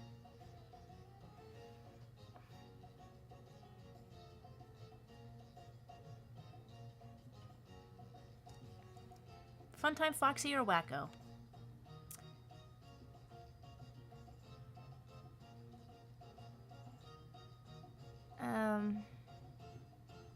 Showbiz, Trevor says, showbiz was a magical place in the 80s. I feel like younger folks who didn't experience it find it creepy the same way they find 70s Sesame Street and Sid and Marty Krofft is creepy, generational. Sid and Marty Krofft is totally creepy. Ugh. Oh, HR Puffin stuff? It's like super weird. I loved Showbiz Pizza growing up, but Billy Bob was frightening. He was definitely frightened. There was like something unsettling about the character design. In a big way, for sure. I don't know what was going on in the 80s. I think it was a hangover from the 70s. But I don't get how kids today can look at Showbiz Pizza and find it creepy when they didn't experience it. Like, just looking at the photos, the photos just look dopey and weird. It's the experience of being there. Like, Chuck E. Cheese is not Showbiz Pizza. It's just... By the time the 90s rolled around and Chuck E. Cheese had taken over the Showbiz Pizza, it just wasn't... It wasn't the same level of creepy. Like, the Showbiz Pizza was so much fun, but weird and unsettling at the same time. And I don't know... That's what FNAF is, but I don't get how young people understand that. Like, what am I missing? Like, how do they know? Funtime Foxy. Liston says Wakko. And Tinker says, I just read the rules. Sorry for asking about a drawing in the comments early. I will try to find another way. Yeah, that's why I have the rules pop up every so often so people can reacquaint themselves. I've done 15 drawings tonight. It is almost 1 o'clock, so I am going to probably turn it off. I'm going to keep it. I'm going to keep it Foxy. Yeah. Definitely keeping it Foxy. Okay. I appreciate you guys so much. Thank you for coming out. I'm sorry it's been so long between streams, but again, if you would like to, keep these streams going, because they do take a lot of effort out of me. It's a lot of work to do after the stream is over as I finish all the requests. If you like what I do, please sub and follow and do all those things. And I always appreciate tips. And it is a Black Friday, so it's a good opportunity to go to my TeePublic store and get a nice t-shirt. And probably some are very likely to be taken down at some point, like this one. So if you want to get your classic Harley Quinn, now is a great time to do it, because I buy my shirts as well, and they've not ever been this cheap that I've seen before. So again, I'll try to make this more of a regular thing and stay posted as I post all of the finished drawings on my socials. But Drago says, I'm a bit depressed now. Oh, you wanted 4 hours? Oh, I don't know. I'm not sure what you're depressed about, buddy. But I hope that I didn't make you depressed. I was hoping that this would be a joyful thing, that we could all spend time together and draw some silly cartoons. But anyway, I'll catch you guys later. I will see ya. Thank you so much for watching. I hope you had a really fun time. Don't forget to check out my videos and subscribe and follow me on all those other platforms so that you stay up to date as to my streaming schedule. I hope to see you on the next one. See you later.